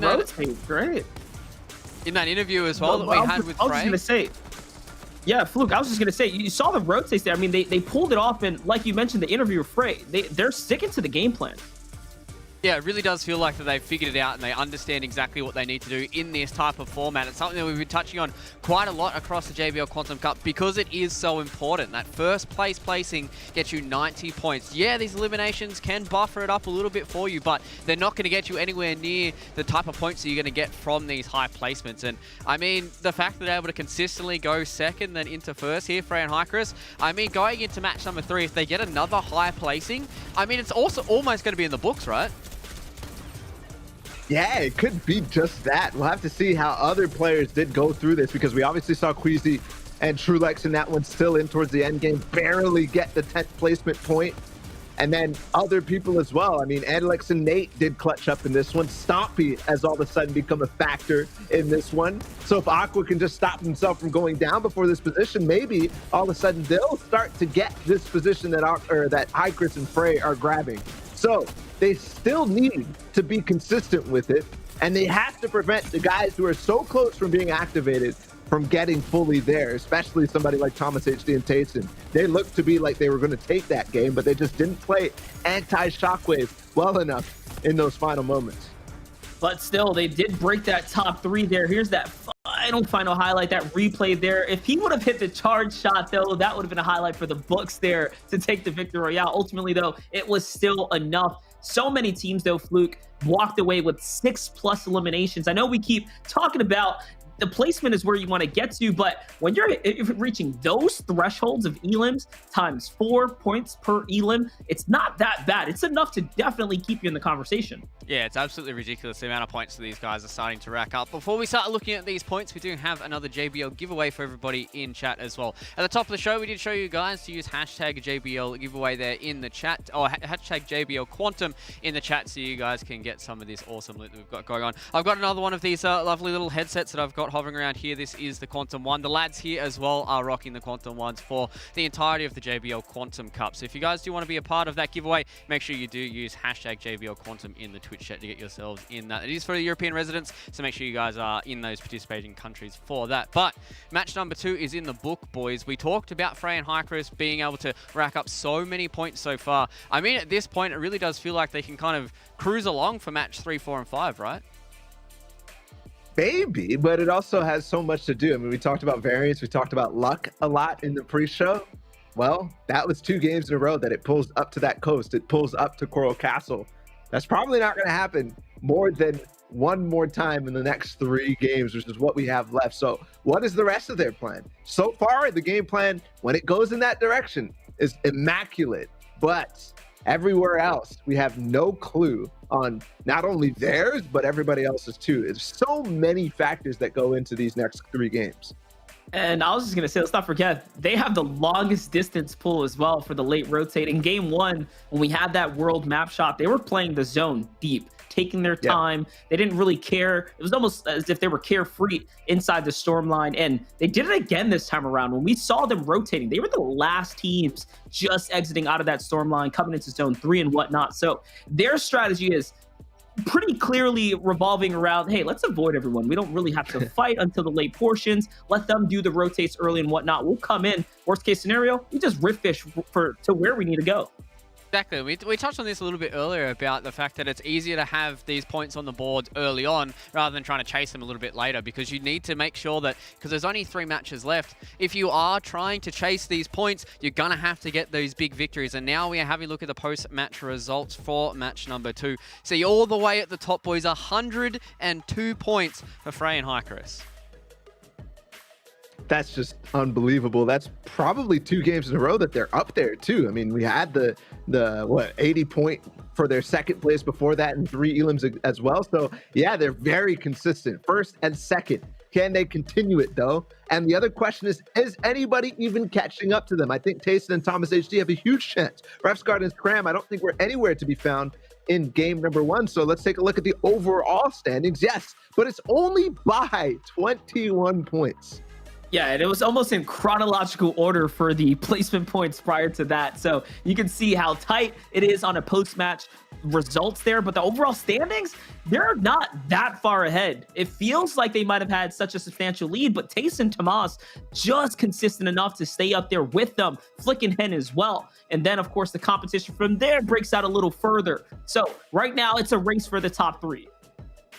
Yeah, now as we roll in towards the final 16 here, we see these points are starting to dwindle down a little bit. We've got from 26 down on 0 points. A little unfortunate for all of these people so far down. But, you know, we talked about this. There's only 5 matches, and if you do get a victory royale with a few eliminations, you can start to rocket all the way up there, because even towards the later stages here, 28 points in 17, that's a victory royale, and you are far ahead of a lot of these other players that are sitting in that leaderboard. So we've still got a few matches to go, boys. The game is not over just yet. There still is plenty of points left to go here, but we still need to find out our victory royales for 3, 4, and 5. Ladies and gentlemen, boys and girls, it's time for us to go to a short break ahead of those matches. So we'll be about 5 minutes, and then we'll head back into match number 3 for the JBL Quantum Cup Fortnite in the European region.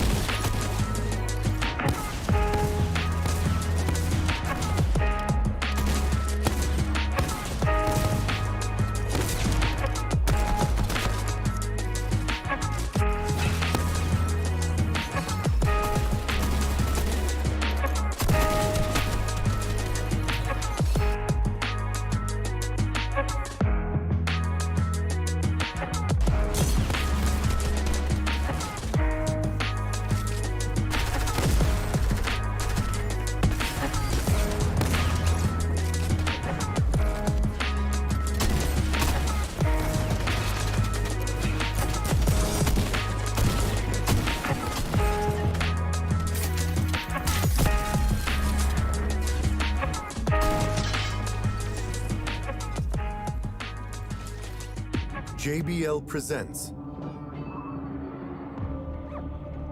the sounds of victory.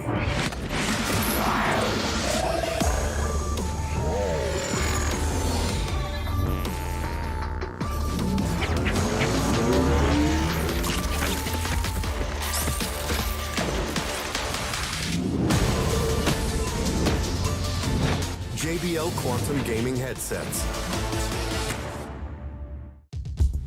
The first time you sit down, it is loud.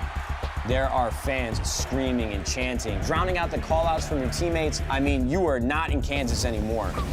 We're in the finals, trying to find the last player, finally take them out. People are screaming, but I can't hear a word they're saying. I felt like I'm underwater.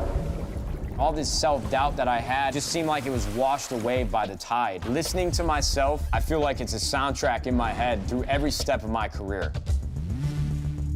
What's up, guys? It's your boy Yanis, and this is my JBL pregame ritual.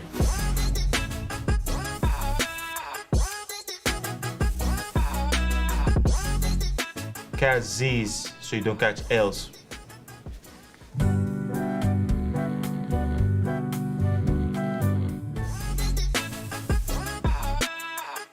Chris comes, make everything sound better. Knock knock.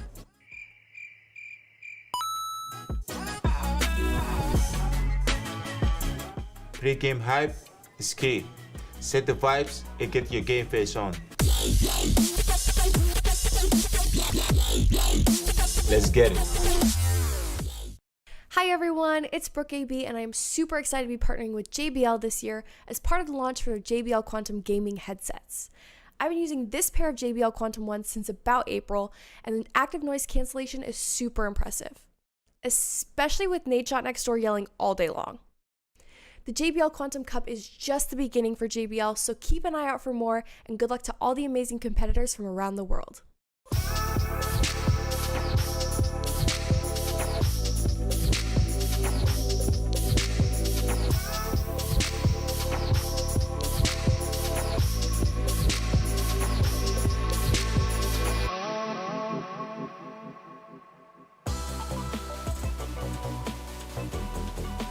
Hello everyone and welcome back here to the JBL Quantum Cup. We're in the European region for Fortnite and we are 2 matches down. Our leaders so far are Frey and Chris at the top of the leaderboard. They are not out of it just yet. There is only 20 points separating them between 1 and 2. And now welcome back my lads here onto the panel. I've got Baller, I've got Monster. Lads, we're 2 matches deep already. We've got 3 more to go. The standings haven't blown out just yet. There still are a lot of these duos that are in quite contention. Yeah, it's going to be really close all the way through. We got 3 games left. And from what we can see, there's a lot of these kind of areas on the map that, you know, have been pretty fortunate right now, but also some that have been unfortunate, specifically because they have players in them that just do not let you go. Enlix and Nate around that sweaty sands area of the map are running through teams left and right. And I'm surprised to see it. Because again, we've said it, placement is king in this format, and not just placement, but getting into that 9th zone. It's so important. Yeah, and we still have to see the Yuri Rojo rematch in Weeping Woods as well. Like we said, he had the lead into that fight as well. So for them to be losing that one, that's another clash that is not going anywhere. A couple of these battles will continue to re-engage onto one another because, again, the dynamic of the way the zone is playing out and the drop spots are. Yeah, well, considering that we've got our duo at the top now, Frey and Chris, do you think that's going to put kind of a target on their back now? Because we've seen across both these maps, they do play it quite slow. They don't really get all too many eliminations. And they play for those placement points a little later. Do you think some of these other duos are going to be trying to figure out and try and cut off a few of those routes, trying to make sure that they don't get that high placement points again? Yeah, I think they definitely will if they see them in the feed, but the problem is they're not in the feed. Right? That's the only identifying information you could get in this game. And if they're not even pushing for elims, if they're not even taking shots, to a certain extent, you're never going to be able to find the target. Like, that is how safe they're playing on the outskirts of the zone. Monster, you called it out last time. Yeah, literally sitting in the storm. So if it's already tough to find them because they're not being active, it's going to be even harder now because they're playing late rotates. Well, do you think that maybe some of these other duos are going to try and take a leaf out of their book? Because it seems like so far, getting a second and getting a first in both these matches, what they're doing is working out. So do we feel like a lot of these other players are going to be trying to change that up? But that could be a question that can get answered here in match number 3 of our JBL Quantum Cup. It's the European region. Things are starting to heat up. So I'll leave it with the boys for match number 3. Match number 3 underway. Hykris and Frey. We spoke to Frey right before we started this off, and he seemed very confident. More confident than I've seen Frey in quite some time. And they have a game plan that is clearly paying off. Without a doubt, now it's time to step up here. Hykris, you can see leaning way outwards there, and it seems like they've gonna continue to stick to the strategy. Carton on the other side over at the Holly Hedges. Seems like he has this drop spot with Stylish himself too. Who else is dropping on the map here? Possibly switching things up. Amplify and Rojo have seemed to have gone with a new game plan there, up towards Pleasant Park, moving away from the Weeping Woods. So that's not a battle we're gonna watch unfold this time. They're going to Pleasant Park. Look at Trulex and Queasy's split. They're in 6th place right now. They're taking the bottom side of Slurpy Swamp and also the bridge over by Misty Meadows. Unbelievable split. Very reminiscent of what Stompy and Aqua are doing in the center of the map. Thomas and Tayson, I don't know how they found themselves from Salty Towers all the way over towards Holly Hedges last time, but it seems that the W key is on for anybody in that area. You've got to be so careful in those positions. Marvel and Mitro have to avoid Wakey and Kinzel. Are you kidding me? Another Northwestern Zone monster. 3rd time in a row. 3rd time's the charm here, which again, this could play really well for Hen and Hykris, who have seemingly found the formula to success. 2 games back to back here. They can play that one more time. It should be a clear way to break them out into the lead, as is Flick and Hen, who are also landing at the Misty Meadows as well. So just teams to keep an eye out on coming into this. Soki and Fishy, though, outside the Coliseum. And here's Nate and Andilix already in the fight this time. Nate's down. Okay, so Andilix has to clutch up. He has the health lead, too, over Luca. Yeah, he does. And in Sweaty Sands, the reboot will be quick. This is a fast fight compared to what they're used to. And this is why pushing in areas around you sometimes can come back to haunt you, because our Luca and Jams were not even landing Sweaty Sands, but twice now they engage. And that means our Luca and Jams have had enough. They go for the spot that Andalex and Nate land on and force the fight fast to give themselves a bit of a further chance later on. There it is. Andalex picks it up. The loot, more importantly, the mats. Oh, and he gets the stairs over top of him. Our Luca now trapped in the box, but an SMG! Do not put that in his hands. He is out. Oh my goodness. There we have it. Straight 200 to 0. That's the counterplay, right? When you saw what happens when Nate and Andilix are fully ready for the fight later on, and they dictate the terms. This time around, they get a little bit of their own medicine. They get landed. They get out-countered in this regard here, and then get taken out early in the competition. That's a big upset. Remember, only 5 major games here. Joy is going to eat some major shots, but it's okay. Yuri and him do walk away with 2 elims here just outside the Craggy Cliffs. So again, the narrative changing now. Loru and Wings had the fight against Rojo, who pushed from Pleasant Park last game. On top of Stealthy Stronghold, it was Wings who had to clutch up. This time, they found Lobetti. This is a switch up. Lobetti was not landing here the first couple of games, and they wipe him once again. Well done from Wings and Loru. 2 elims. And don't forget, these guys didn't make it towards the end game in the last time. Right now, sitting in 17th place. They got 12th in the last game.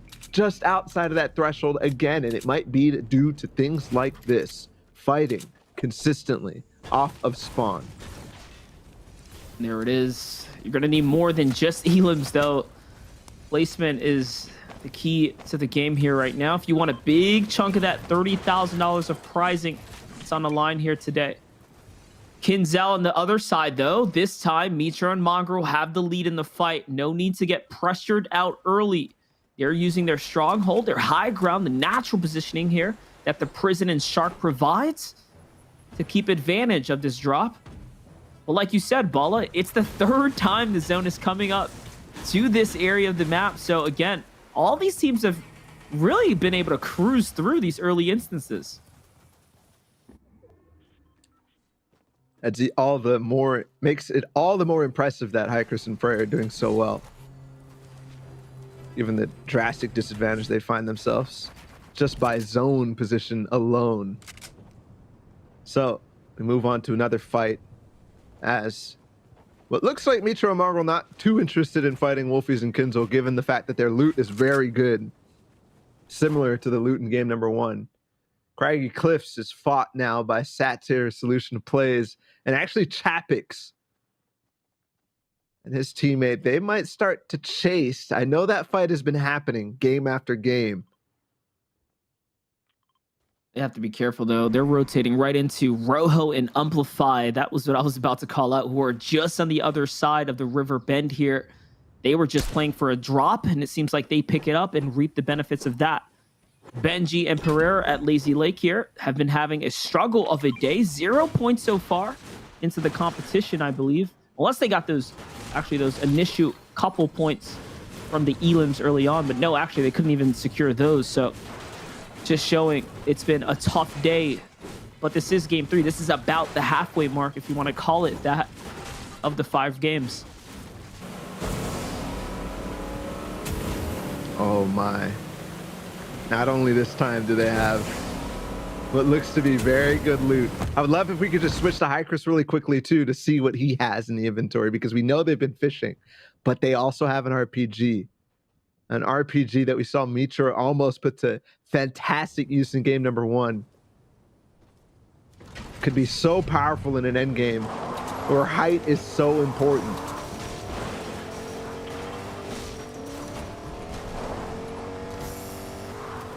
You can see the fishing going on here from Yuri down below, trying to see if he can pull out a rift fish.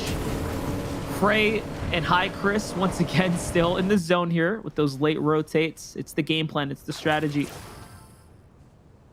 Sharks being so important if you come across them for those RPGs. I feel like more now than ever we're seeing teams play into those RPGs as well. Yeah. We didn't see a lot of it last season. It was super rare for teams to really play for those RPGs, but we're watching that happen game after game now. Wait, how did this happen? Marvel and Mitra were disengaging out the north side. How did all of a sudden they find themselves underneath Kinzel and Wakey on their turf? You said the inherent advantage of the Shark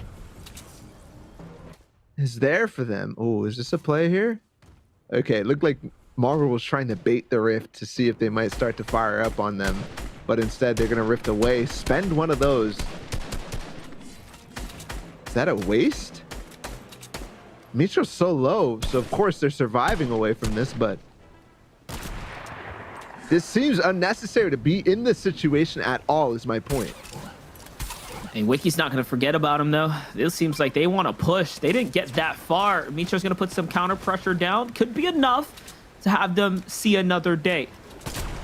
Oh, the snipe is good from Kinzel down range. And there you have it. The Shark's going to delay it just a little bit, but possibly not enough. A bad shockwave, too. Hold up. Is that a blessing in disguise? No, Magro's nowhere to be found. Mitro's as good as dead. He's already as good as dead. You're right. Marvel was nowhere to be found. And they just spent 4 shockwaves. 4. I mean, that's 3 placement points right there. 4 shockwaves for 4 points. Ouch. Okay, really quickly, I'm not sure if we could maybe pull up the map one more time, just to look at Hikers and Frey's position.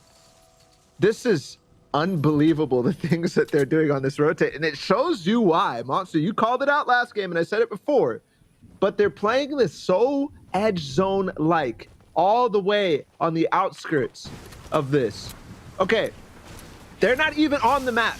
Look, you can't find their names. Try as hard as you can. They're so far south in the zone right now, pulling a little left eye classic all the way down. Even when we zoom out, you can't find them. Like, yeah, they are literally, look at how deep they are in the zone. They're underneath Slurpee Swamp right now, just outside of it, trying to make their way into the safety of the new zone right now. We have to pull the camera this far out to show you guys how deep they are. And that's what I was talking about when we've been casting this game. We have the full map shot so we can see it. I've been noticing they are playing late. every single time. They are the last team to rotate out of the storm line here. That's a strategy that you can use in a setting like this, where again, storm surge doesn't matter too early on, and they are taking full advantage of the game mode of the format right now, and I respect that. Mateos and Serene against Anas and Swag. Serene jumps on Swag. Oh, he's very low on HP. Mateos is trying to get in as well. Anas on the backside. Mateos got to be careful. These are not his walls. This is not his box. He just got into a trap, but he turns anyways. What a shot. And he'll get the siphon too as he falls. Anas is now 10 HP, maybe less. And the trap completely flips on its side due to perfect fire from the hands of Mateos. Anas left in the 1 versus 2 with only literally 36 HP. A shockwave and maybe a dream, but probably not. As only 9 builds too. Serene takes the wall as well. A shockwave up. He'll maybe be able to hang on. Do they have mats to get up? Yes. 75 for Mateos. Doesn't have the HP though. He has to take the fight here. It's all over. It doesn't really matter. 2 more ticks and no, the knock's gonna come in time. And there it is. That fight ends on the bad footing for Anas and company. Off to the other side, inside the safety of the Storm Train H duo makes it inside. Scram and Refsguard, who have been playing out of their mind so far, again in the top 4 so far, in the safety of the new positioning here outside of Sweaty Sands. Carton and Styler managing to get their footing up here, and Trulux and Queasy as well. No surprise to see Stompy and Aqua up on high ground again here, though, too. Every time. Every time. How did our Luca and Jams give up the hotel so easily? And how did Queasy and Trulex just come in and act like it's theirs? They have great position here on Sweaty Sands. And for the first time, it's actually positioned south here. It's not a typical, compared to the first 2 games, northwest zone.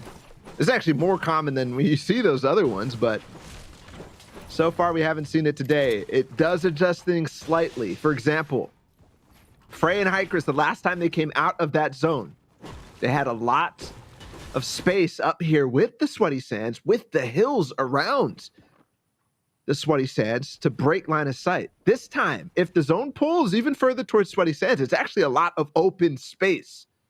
So how to make that rotation right now? Frey and Hikers got to find a med kit or a campfire. Looks like they might have chewed off a little bit more than they can actually take here, and they might actually spend a shockwave to get away from Janice and the team here, Reject and crew. And interestingly enough, I think they're going to be okay because Reject and Paxi have been literally mimicking the strategy that they've been using, those super late rotates. So, yeah. And they show it right there. You see the passive play. They're like, hey, man, we don't even want to fight. We saw you guys come out late, and even with that advantage, they're going to be passive in the hold here, truly trying to play into the format placing. So a lucky draw there for Frey and High Chris to come across a team that is not looking to take these early game battles or these mid game fights. Janice just ducked into Holly Hedges and got the reboot off on Wolfies moments ago. Thankfully, they split off from the other side of Hikers and Frey. Now, I am surprised. Frey and Hikers, this might be due to the openness of this area, but they are moving in more than you expected them. I mean, they've been playing edge as much as they can, as far away from people as they can, but I guess just taking the extra space towards center for free, they're going to do it as fast as they can. And this is another area where you see the roads on the map. It really is, again, those divots, those little crevices between the mountain front. So it allows them to move for free here, and they get to a key positioning, and house here. They can fully refarm this out, keep their material counts nice and high, and bounce back anything that they might have lost in the process. And just like that, again, a strong position to be in. Shockwave still in the inventory, and they are in the lead. They're setting themselves up to have an end game positioning, and a good one at that, a good chance at making it through to the final zones.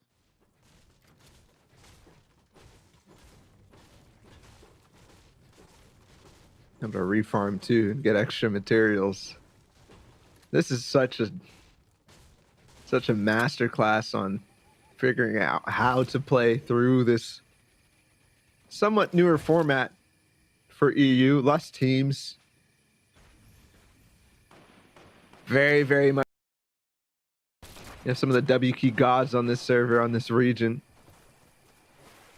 And it looks like Putrick and Chapix. Wow. Okay. Hold on. Are they choosing? Okay, there's a drop here. I think that's what they're interested in, but I'm not sure why. Or just trying to get back on the edge. But Chapix is looking for a snipe. And look at the other position on Putrick. He's actually going for this. They're trying to set up this pinch. A trap for Wolfies and Janice. I think they might have been spotted out there. Probably heard, for instance. They quickly defend and block their top side. And I mean, you fight for the drops because they can drop the shockwaves. That's probably the most valuable thing, I guess, you can pull out of those. But Uguay, still risky in its own to be so far out, split there to try and get that opportunity. Ultimately, he's going to back up to his teammate, Putrick, who's on the other side of that little lakefront. On the sweaty sides, what do we have up here? Big names. Kinzel in the bush right now, conserving material, but sniper in hand. We already watched him put some major snipes down earlier onto Mitro and Mongrel, which I don't even know. Did Mongrel survive that? I don't think so. No, it seems like he was hunted down. Yeah, he got was chased by Waking Kinzel hard. And you could already see they had like 4 shockwaves left overall. Kinzel only has 2 in his inventory now, maybe a split. But they continue forward. Stomping Aqua will have to shockwave bouncer in towards the next zone. They're going to land on again. A potential 5th zone height position. Slimy and the others don't even block at all. And yeah, Aqua's got it. They challenge for a second. Seti and Teak also land at the same time. So neither of these 3 teams are actually uncapping. They've been here before. Aqua and Stompy versus Seti and Teak. That was a fight that happened in game 1. Somehow, same strategies, and they end up in a mirror positioning hold right next to one another. Love how play styles collapse on top of one another consistently, although they land in different drop spots.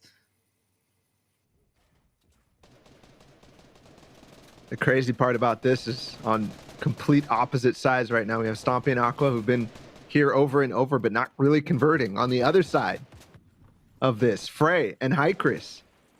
They had first choice here. Oh my goodness. Oh no. I see how tempting that is, Monster, how tempting it is to edit your base down. But when you have 2 teams who instantly took height and others joining as well, you know you're going to break them all down and also make them so angry. Sweaty Hands is now down. Slimy escapes out and away from the box. Benji, Fishy, and Pereira are going to get the loot. And that all started because they chose to down.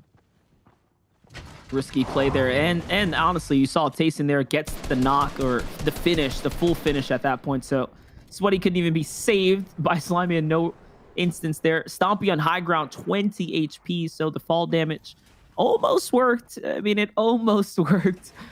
Imagine if he would have fell and gotten eliminated there. Both of them, that would have been pretty interesting and funny take from their side, I'm sure. Get dropped out of the game, but either way, it doesn't happen. Once again, it's Frey and Hykris who catch the 5th zone. These guys are being so perfect with their rotations, and they're getting rewarded for it. Game in and game out. Last time they didn't catch it. They had to rotate on foot towards the 5th zone, but it was so easy for them. This time, absolutely free. Hykris can't get back in this box, though. You gotta be, Okay. Professional player, by the way. A little bit of a struggle there. He's all good, though. No, Queasy gets taken out. This is really bad for Chulix now. They've been having a good game so far. Top 6 coming into this game 3, but now down a member. Can he squeeze his way to top 10? Ripfish comes out. Hykris and Frey get thrown up. This could be really bad for them as they did just pull the half in, half out zone. So now they have to reposition up and figure things out. Kinzel trying to hustle up some shots into the zone or into the bush there. Doesn't find anything. High ground is held by Stomping Aqua. Where is Hykris and Frey? They're together super again. Damaged. Together again, but yeah, super damaged. They'll have to spend a little bit of the heals that they have, that they've accrued, and it's not going to be... Actually, look how much they have. Floppers, chug splashes. They literally have their pick. Don't tell me. No! Again, Marine! Oh. Marine snipes Stompy, and Aqua goes down to Flick. I'm not sure how that all unfolded. Wow. In moments. It happens every time. Aqua and Stompy just have one thing go wrong, and it's enough for them to go down. Putrick and Chapix are going to land on Marine, though, and that changes things for them, too. Are they going to give it up? Probably not. They're going to continue to fight for this. Kinzel and Wolfies are also going to be entering that one. They're also getting shot out. You got to be so careful. Jasper gets taken out there. Chapix with the 3 elims already. 2 shieldfish as well. All quick heals for him to bounce back if he needed to. You can see why the pressure was worth now. He has so much here to hold. He finally finds Marine here on the layer. Takes the wall too. Just quick enough here. Marine scrambling away here. Lucky for him, a bunch of old builds to work off of. So the Labyrinth is playing into his favor. All being recycled here. It cost him a lot. He still gets singled out though again. And now this might be the end of the road for him as he's hitting enemy walls, enemy hurdles. They're still pushing. There it is. They don't let him leave. No breathing room whatsoever, and they get rewarded with 2 shockwaves. Perfect timing for that. That's going to bring them forward. Tayson and Thomas get split, and Tayson's already low HP. Here's the first Rift Fish for Frey. A crutch, but every time they have it, their loot is so good. Game after game. Slimy goes in the box with Artor. Artor escapes, but just barely into somebody else's box. Raxo also tries to join in, but it's actually Chapix who's come off of height and got that elim onto Artor. I don't know how Slimy survived that. He was in between 2 enemy walls, managed to jump in an enemy cone, and then escape there by the slither. But Wolfie's here now. Pressure coming in. Jonas as well, still alive here with one another. Zones moving east there. They're right in the front of it, so they have a couple of options here to play for the late rotate. Chap's gonna go ahead and cut out. Hi, Chris and Frey managed for height after the Rift Fish. Again, and they still have one more Rift Fish. If all goes crazy, they could still ride that for extra placement. Even more shockwaves too. And now it's time to start playing anti-shockwave. They get an elim too.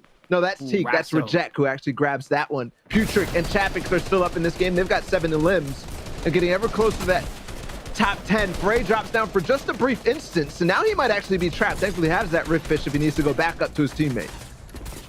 Putrick on the run here. Chapix actually has to get a heal off. Lucky for him, he's not the one who's going to get tagged this time around. Frey putting pressure up on all these teams Rift Fishing down, and he's just trying to make sure no one steals away the high ground this time. They were already broken down once before this. Scram slithers away from them, and okay, they maintain height again here, but there it is. The shockwaves. Everyone wants to stab at height because they know top 10 is so close here. Wolfie's on the other hand, fighting in the low ground. Jonas walks away with that elim. Good for them, and it's multiple back-to-back here now. And yes, there it is. One step closer now to top 10. Wolfies takes out Hen and Flick at the same time, and they're going to find Trulex too. They've gotten so many of the top 2s now down. Putrick and Chapix, though, continue to fight for this high ground and continue to reign their terror. Frey has given it up, but they still have more to work with. Where are they? Scram, who got 2nd place last game. Oh, Chapix gets the beeves on the taste. He's out of here. Putrick's all the way in the zone, though, and he can't save him. Only 1 shockwave, but I think he just got back in, too.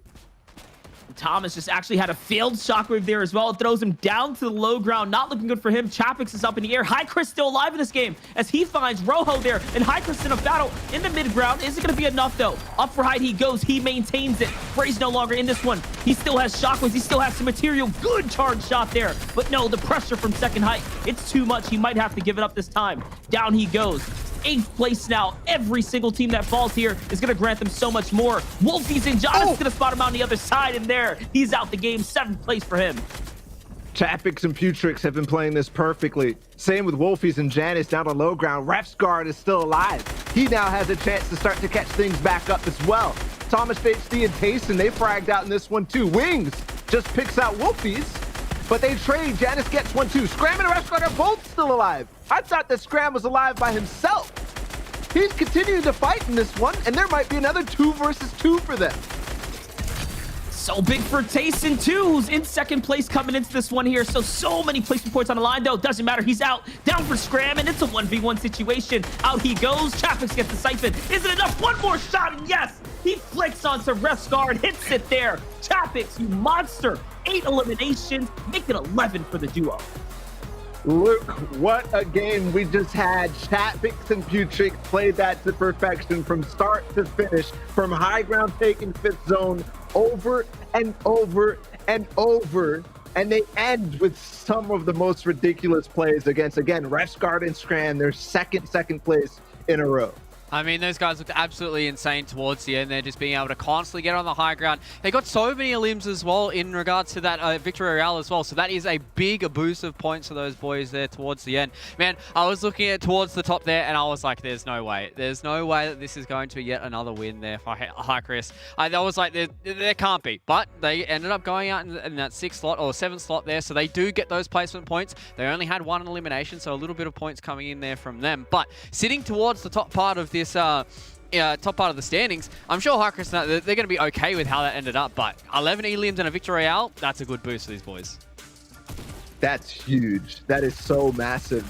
But other people went massive too in this game. I don't know exactly how this is all unfold because there were so many teams who had a chance, who are already up there in terms of standing in that top 10. And again, that's the spot. If you're in top 10, I think you're having a good game no matter what, especially if you add a couple of elims to that. I do have to give it, though, to Putrick, man. These guys had 11 elims. That's 44 points. And we talk about how it's placement heavy, but 44 points from just elims is significant enough that that will make a huge difference against Chris and Frey, who are really not getting any elims in this tournament. Yeah, Baller, we're talking about nearly a 140-point swing. They were in 22nd place. That's going to truly propel them up the standings here, put them in the conversation for us. But has Chris and Frey done enough to honestly make this a runaway train at this instance, right? Another top 10 performance. Here's a great highlight, by the way, from Wolfies. You saw the catch there as the train of elims come through, and that literally puts multiple teams out of the question there and everyone else in the standing to break into top 10. So literally, Wolfies put in some serious work there. That's going to throw them up just a little bit now, put them into our conversation too. But, it's becoming a battle here for the last 2 rounds. If Chris and Frey can stay consistent, just alive long enough for one more game, I think they're going to be our clear winners. Yeah, as you said, Putrick and Uguay, they got over 140 points in this map. That is absolutely insane for these guys to have such a big swing. They're in 22nd slot. I'd imagine that's going to break the top 5 for them as well, because at the end of match number 2, 187 points was what Frey and Chris had at the end of that. They got a few points there with a bit of placement, but they didn't get too many eliminations either. So only a little bit of an increase to their point here. So I'd imagine that the standings here are going to look a little different at the end of match number 3. And as he said, this is going to be basically a full horse race towards the end of it in match 4 and 5, right? Yeah, it might be just that. I can't wait to see the standings to actually start to do the math on some of these things. But one thing out of that game that I really enjoyed was the fact that we got to watch Chris and Frey in that early rotation. Sure, they're not doing anything super interesting. Outside of the tactical impact that this strategy that they have is, but when we watch them, sure, it might be a little boring, but man, are they so smart to do what they are doing, and it's working for them. Fishing and then hitting the dead side through the zone. My goodness, is that so smart. Look at the standings here. This is just after that game alone right there. You can see how it was so top heavy here for Putrick and Chapix, who walk away with a 134-point swing. Fluke, anything else that stands out to you? Because Refsguard and Scram in second also means that our second place team was consistent once again.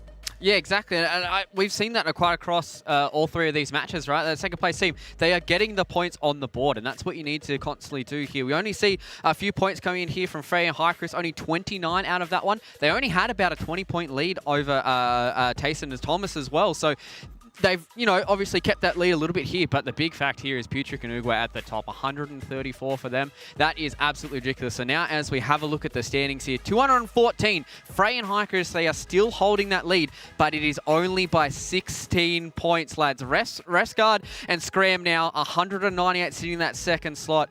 Just look at Putrick and Uguay. They're in 5th slot right now. Yeah, Putrick and Chapix, that's one game. We talked about it. Over 5 games, all you need is one game to really put yourself back into it.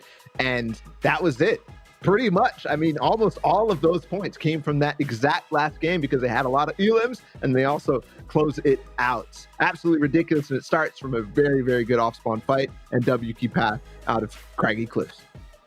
And I know we're putting a lot of highlight onto Frey and Chris' strategy, but Paxi and Reject were the same team on the outskirts doing the same exact strategy. And you can see that bold strat to sit inside the zone, play safe, play late, and avoid all fighting on the rotates on in is keeping them in the top 6 right now. So still very much in this conversation as well. 2 types of formats or play styles we're seeing literally have teams shine. I wonder what Refguard and Scram's play or format or strategy is in this instance, because they're very much the next runner-up. Here's your other page though, Fluke. I mean, teams have to step it up at this point.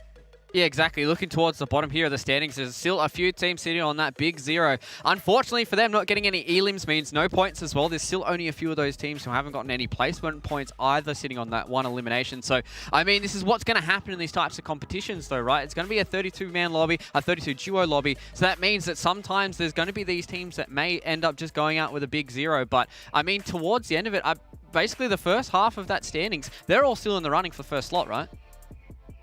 Yeah, I think they are, especially since we have 2 games. We've already seen what 1 game can rocket you up in terms of Putrick and Chapix in that last one. So everybody still has a chance in this. As we get into game number 5, maybe that's slightly less, but this format really does tend to these big pop-off moments, and that's what we're seeing. Of course, consistency does help. Consistency does matter in the case of Frey and Hycris, but for somebody like Hen and Flick, who won that first game, from that very first game, they haven't done anything since then. I mean, I'm looking at their placements, right? They got 22nd and 13th, and that's not really getting you any points whatsoever. So still hanging on in top 6 means a lot, because that's just 1 game of action that they had.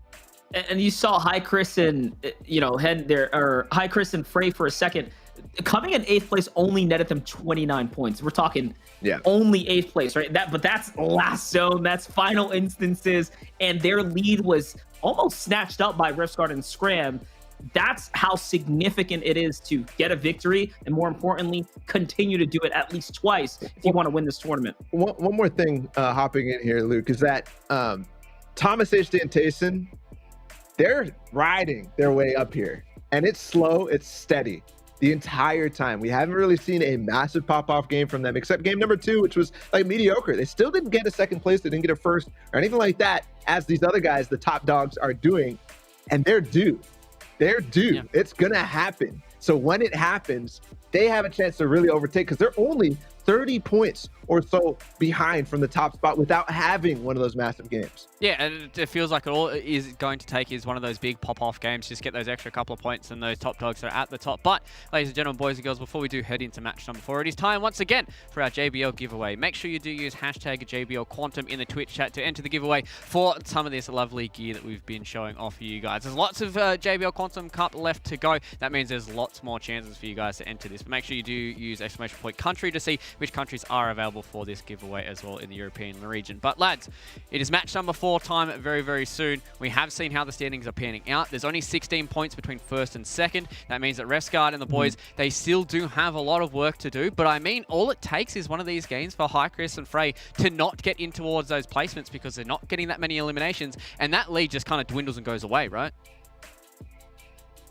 Yeah, I think it really does. I mean, you have to be very careful with a lead like this on how explosive these standings can be. So they have to have another one of those games. And I have to reiterate, time and time again, the zone continues to pull in the same way that they're going. What happens when they don't have Slurpee in their path? Like, what happens? Do they have to come out earlier? And does that expose them to players like Andalex and Nate?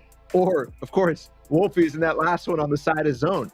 Does it expose them enough that they will falter to approach that end game?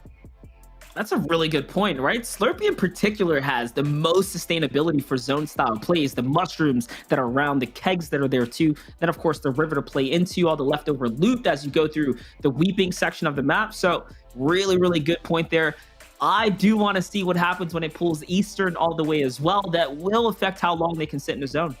Well, I mean, Ball, you touched on it heading into match number 3. You're like, oh, surely there's not a northwestern zone that's going to be popping up. And then, bam, straight away it goes straight onto the Shark. And then it pulls a little bit more towards the center of the map. But, I mean, if this is the way these matches are going to go, they're all going to be northwestern zones, then they're going to have to just continually go through Slurpee, right? Yeah, they can every single time, and that's the beauty of it. So wait, I just had an idea pop up though. If they do the Arkham strat, the eastern side works too. There's so many campfires over there. Yeah, I think they're 100%. Good either way. Well, it seems like they've got everything in their pockets here to try and take out the JBL Quantum Cup. Only 16 points separates first and second. Match number 4, more important than ever. So let's kick it off. So important, so huge. 2 games remain in the JBL Quantum Cup finals for EU. 2 games remain until we see if High Chris and Frey can hang on, or if it's time for Thomas HD and Tayson to activate in these last 2 games. Here you have a couple teams on your feed right now, just getting to their drop spots. Lazy Lake Dirty Docks up above, but the map is what's really unfolding. The good info retail row being once again continuously contested and heavily looked at by duos. Off on the other side, though, this time around, Tayson and Thomas are actually being contested at the Salty Towers. It looks like a squad has landed on top of them. Stompy has an idea of what's going on there too, because he's just outside of it. That's an opportunity for our top teams to get taken out. Yeah, and Tayson, it's Mitro and Mongrel. You can see them out of the shark. They land on Tayson. What? Second place what? team. Or third place team. Yeah, they have a chance. Marvel's 3 HP. Thankfully, Tayson and Thomas HD will clean that up, but wow. EU does not... 2 things here. EU does not hold friendships very highly in this one. My goodness, Tayson and Thomas HD hold on against Marvel and Mitro, Tayson's teammates that just won FNCS with each other, landing on top of each other. What? Wow. What a turn, and it doesn't even matter. I was going to say, and now you have Plays and Satsar here who are in the last place in this tournament as well, landing on top of Tayson and Thomas. So players from all spectrums here, friends and enemies alike here, that need to do something drastic and different to bounce back, or trying to do just that. But again, Tayson and Thomas come out on top, and that's an 8-point swing for them. That puts them 1 step closer to closing the gap on Frey and High Chris. There's a Nos, though. Company trying to squeeze on in. Swag onto Marine. No noise made yet. No noise detected from Marine, but both of them are actually creeping. Jaspe and Marine have no clue. He's just throwing minis in the open. They have absolutely no idea. Both of these could happen at the same time, and that's going to jump. Misses the first shot, though. Jaspe only gets chunked down by a little bit, but that one connects. That one connects bigly. As Marine gets the headshot down, he's going to shockwave right over. It's kind of predicted, though, here. Anas will start to try to pinch down below. Swag will get just not any damage done, and they'll take high ground. Now from low ground shooting up, this is difficult. Yeah, you can see the power of the heavy AR. When you stand out in the open and you go toe-to-toe, if he's got that accuracy first shot ready, you're going to get punished on the peak, and that's how quickly Jaspe and company lose their heals. Marine now no longer has shield either, it seems, as the chug splashes were already utilized in the battle early on. And now it's a stalemate. It's a standoff. Jaspe does have this high ground. Guard let down, though. Doesn't get tagged this time, and looks like the push is on. And yes, it's going to be a 2v1 collapse here. Anas has to step out and back up his teammate. ASAP up to Jaspe he goes. It's an exchange, but no, Jaspe's just quicker on the builds here. And now it's up to him by himself, but the exchanges were good. It's a 1v1 now. Ooh. Anas just barely takes that wall back in time. Jaspe has a huge HP advantage. Anas goes in, though, for the siphon. A risk, but it works. Marine out. Anas gets a little bit of HP back, but still the advantage in Jaspe's favor. And I think also Bills, there's the cone, not the floor, though. Anas will hold on one more time. He has to jump out of that. Does not want to take that wall peek. And things slow. He gets some heals off, too. Some minis popped. Things are now even, and Anas might find another angle. Not only that, the loot pickup as well. So material count for Anas here is doubled. The card is picked up too. He can camp this one out, take his time here. No rush anymore. Anas has back and has the lead in the fight here. Enemy floor though. Jasper has to be careful. Quick wall grab, and ooh, the punishment is there. Enough to jump in, but lost the tracking. Can Anas swing things around now? This is resettable. Anas trying to pop the bandage again. It's not there. He's gonna run way away. There's old metal builds here, but a pepper. He's gonna be able to chase this down quickly. But he again loses track. Anas finds some minis. He knew where they were. Bandages 2, and Jasper has no idea. Meanwhile, Tayson and Thomas HD do chase down the team that you said were in last place. Satyr is down. Solution Plays, who was landing on Putrick and Chapix before this, by the way, get completely demolished. Not even worth even talking about almost. That's another 8-point swing, tying up second and third place here. This effectively puts Tayson and Thomas in the lead for eliminations in the top 10 standings. That brings them up to 17 eliminations, the most so far in JBL's Quantum Cup. Joy, though, is by himself. Here's a fight we've seen break out a few times against Siberia, Jake, and Safik. How's it going to work out? It's not looking too hot here. Yeah. Looks like they got the advantage out of Colossal Coliseum this time, and he's stuck in a box. Fury full finish. Yeah, completely trapped in there. Safik and Siberia make quick work of that. Now they move forward and onward. Safik and Siberia were in 8th place before this game. This is interesting. Doesn't see Serene from behind. And okay, the shot was good there. That's a shield crack and a wall replacement. Oh, out to the box he goes, though. Serene tracking a little better. The exchange is good, though. Reject comes through. Mateos is dangerous in these kind of situations, though, as he can get the save here. And yes, he is going to reset and possibly pick up his teammate. Reject, who was in 6th, now has lost his teammate. He's fighting for the reboot card here. He's probably going to run, though, if I had to guess. He's going to hightail out of here. There is a Rift to Go Fist right there. Doesn't pick it up, though. Oh, he's going for the fight, actually. They want this. I can't believe how much time Reject gave him, but Serena's still not up. Mateos tried to structure this so much that he expected this to come in, but now the pressure's almost too much. Does have a fully built metal box, but the spray through will close that gap. Crazy so too. much The compact HP. Perfect for this Bala. It's just perfect for the pressure. Sometime still available, but the harpoon also added into that. He keeps trying to go for it, but now Reject gets a couple of tags. He now just waits. Ooh. Oh, but that's a really bad trade for Reject, and that might now just buy him the time he needs to get up and in for that res. Still the compact SMG, just like you said. He's sticking it, though, this time. Zone coming in. He's sticking it. The wall take. Ooh. The shotgun shot this time. It connects big time. And Serena's up. He got it. Oh, and he had the splashes. They're back in the game now. 2 of them go off. The heals are coming through. It's a full reset. It's not looking good anymore for Reject here. The hesitation might be the end of the run. Can he do something miraculous here and maintain his top 10 slot? No, the boost was good, and Reject gets punished. The Storm does the rest, and there it is. What an interesting battle there. Reject had it almost, but again, the metal builds too much time. He allowed for Serene there to get the save with Mateos. Literally split seconds on that res as he took that wall. A gamble, but it works out for Mateos and crew. They continue to go another day. Here's our last game winners versus our back-to-back second place players, Refsguard and Scram, not too far away from each other. Up on the north side.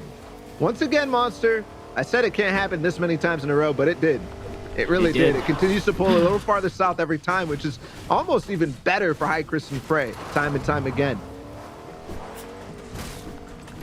Which are just outside the Slurpy Swamp. You can see there. We knew they were playing into that area. It's working out once again for them on the outermost skirts.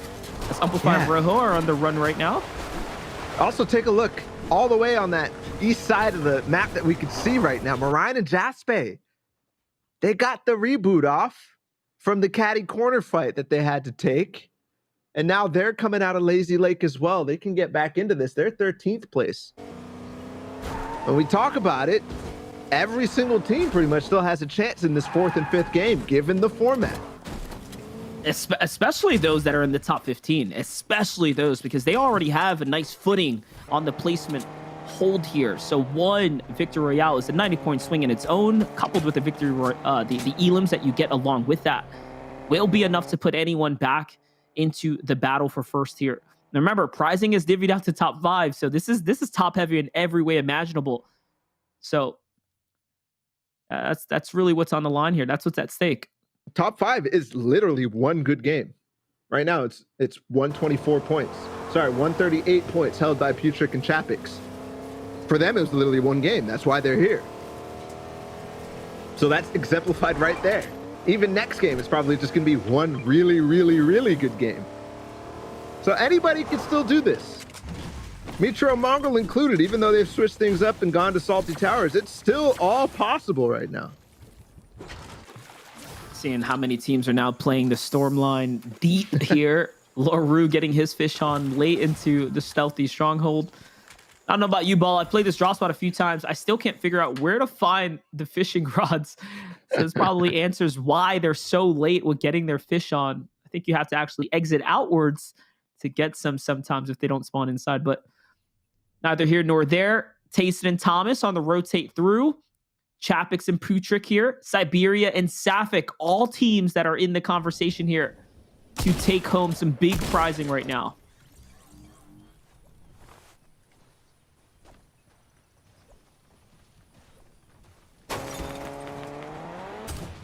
Once again, it's the dash towards... Oh, this is a big fight. You're right. There's so many teams involved in this area. Siberia and Sapphic take a couple shots at Tayson and Thomas HD, who have had a hot start to this game due to the amount of teams that have switched it up and landed on top of Salty Towers. Also begs the question, are they on a timing? Are they on a timer in terms of games? Is this their last potential good game? Given the fact that they're fighting off spawn now, is there going to be more teams landing on them that'll cause trouble for them? Are they potentially running the risk of being eliminated off spawn next game? Reminiscent to the old chapter days where Salty Towers, Tilted Towers in that instance, was the drop spot for desperate plays and last-minute comebacks. So that is the volatility that you have in the drop spot there. That's the risk in landing Salty Towers now that it's been brought back to the game. Ultimately, though, Thomas does bounce back. He gets his heels off. He is very much in the running here, rotating right into Stompy and Aqua, who are doing a cheeky strategy, hiding inside the roof of that building. Pay attention to the feed there. Chapix and Putrick looking to initiate another battle here, too. Dude, this is what I was talking about. Remember last time when Putrick was walking around looking for a snipe on the edge of zone in third? Yup. And they're doing it again. Again. This time hunting down on the outside of that one. Rojo and his teammate. Tayson and Thomas HD are actually engaging against Aqua and Stompy. But this is a very difficult building to actually push into, given the fact that you can just kind of control so much space in the center. They'll continue forward, and it does continue even farther west, all the way to the coast almost, this third zone. You have to think what's going on in their minds is, hey, these guys are playing scared or, using cheap tactics. Maybe we can just win this fight, but hold up. Here's Chapix and Putrick trying to initiate the fight, really pushing the envelope onto Rojo and Amplify. Amplify steps out to the side, gets punished. It's a good exchange, though. The AR tags are going to hit 2 onto Chapix. He wins that quick trade.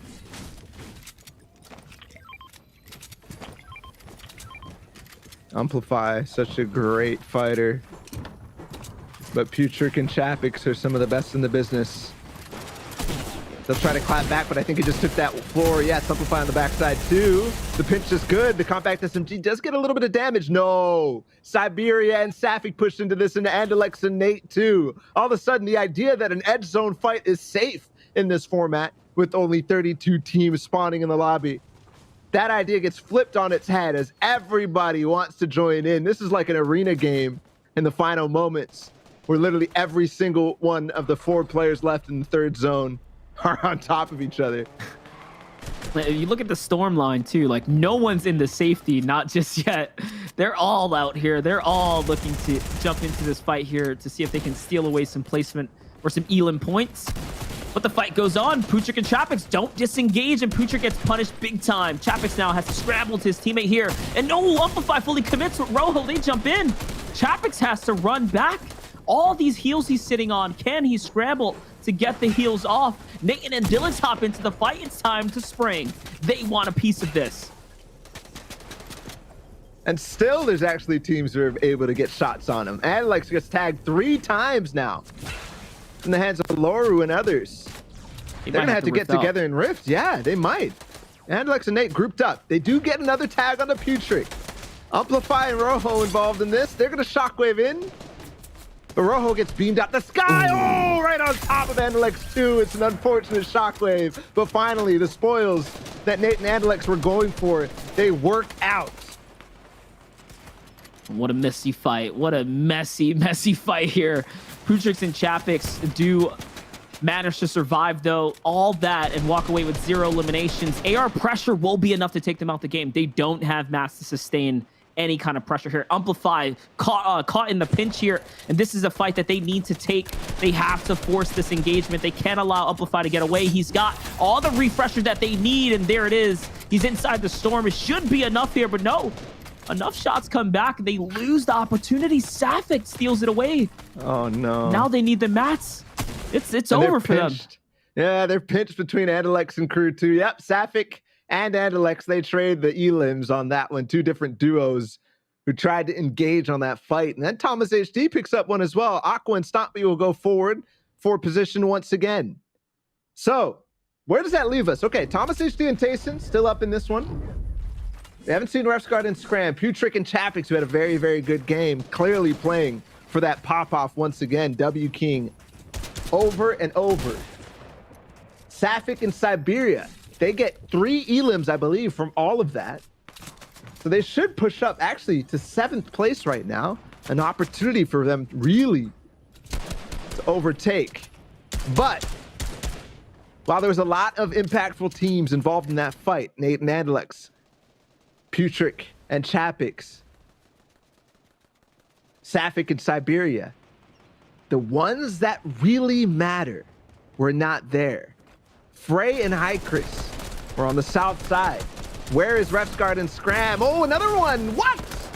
Again, this is textbook now. We could just expect this. Stompy and Aqua have such a good position that they take a fight and Aqua goes down. Stompy has to try to clutch, and he's only converted on that once now.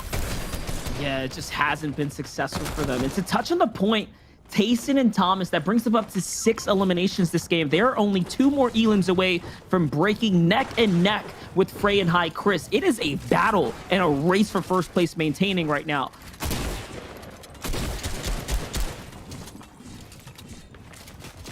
The traded revives. Aqua back on the height. More heals spent. Jasper and Mariah have gotten in here after the reboot in Lazy Lake, after the crazy fight they had at Caddy Corner. And then down below them, Refsguard and Scram, completely healthy. Approaching 5th zone. It's going to pop soon, too. You saw the glimpse there. Frey and High Chris, north on the west side. There they are, alive by themselves. That's a scary spot to be in, but if we know their loadouts well, we know that they have all sorts of mobility, so they should be okay. The zone's going to favor them more or less. Not the longest distance draw, but for them, it should be easy bouncer shockwave. Yeah, if they have it, but outside of that, they can't hit a little foot rotation. This is way too open, and Kinzel and Wakey are in the way. Unless Kinzel and Wakey go first and make themselves a path, and they will do that, High Chris and Frey might actually be able to find another free rotation. I think so. No one's looking in their direction, as oddly as that might seem, because they're isolated out there. Everyone else is focused on fighting inside they the must storm have a line rift for that they want to spend. It must be a rift that they want to spend. To wait this long, they've got the mobility for sure. Okay, rift. Tayson in the box with Flick. This is the 2nd time they've engaged on this team, and it's going so well. Once again, Flick is down, Hen escaping out the backside, but they're up to 7 eliminations, Monster. They might now be in the lead. 7 eliminations in this game, 1 more, and it'll do it over Frey and Hycris, who are being so quiet everywhere else. This is a close game now. This is becoming a very close competition for the JBL Quantum Cup. Who is going to walk away here? It is going to come down to the final games and consistency. 19 duos remain. 9 have to fall before placement point starts getting getting divvied out. Loru, you can see, is doing pretty okay with the loadout. Aqua and Stompy finally now have high ground comfortably with enough builds in these final moving zones. They've been trying to do this every single time, every game, and they've been dethroned round after round. Can they maintain it? This is the textbook hold. I mean, the pioneers of this style, right? Bala here, they've been doing it for a long time. This is where we want to see them. Can they convert, though? Every single time it's felt like they've fallen short. This time, no Aqua and Stompy healthy for what feels like the very first time in the JBL Quantum Cup. 2 matches remain. 2 matches for Stompy and Aqua to make their mark. And there's a fight again up on height. Here's Tayson. This, in my mind, should be their game. I said it. They've been ready for one very, very big game. They still have a Shockwave. They have floppers. What does Thomas have in his kit? Oh my gosh. Hello, lobby. Hello, lobby. Everyone's up above. This is a terrible situation for Stompy and Aqua. As you know, the moment they go to reload, someone's going to find the opportunity to land on them and take the fight here. And look, they're scrambling. What do you do? When do you do it? And there, someone might have thought about it. No, they actually get lucky enough to not have anything happen. Benji gets taken out the sky. The siphon is good there for Stompy. They somehow don't get challenged, and they maintain high ground. There's still more, though. Still more people trying to land on them. Meanwhile, Thomas HD is somewhere else. They pick up an Elim. They're still fragging right now and not involved in the kerfuffle up in the sky at all. At this point, Aqua's still, yes, they're holding on, but they're going to have to bounce off to catch up to the zone right now. Gain some space, and yes, it's a reconnect quickly. Wolfie's in the sky. 1 shot. It won't count. It won't connect. Aqua and Stompy still hold on. There's Frey and Hycris and Sapphic in Siberia. They get to hold on for ages. Aqua's starting to run out of heavy or medium bullets too.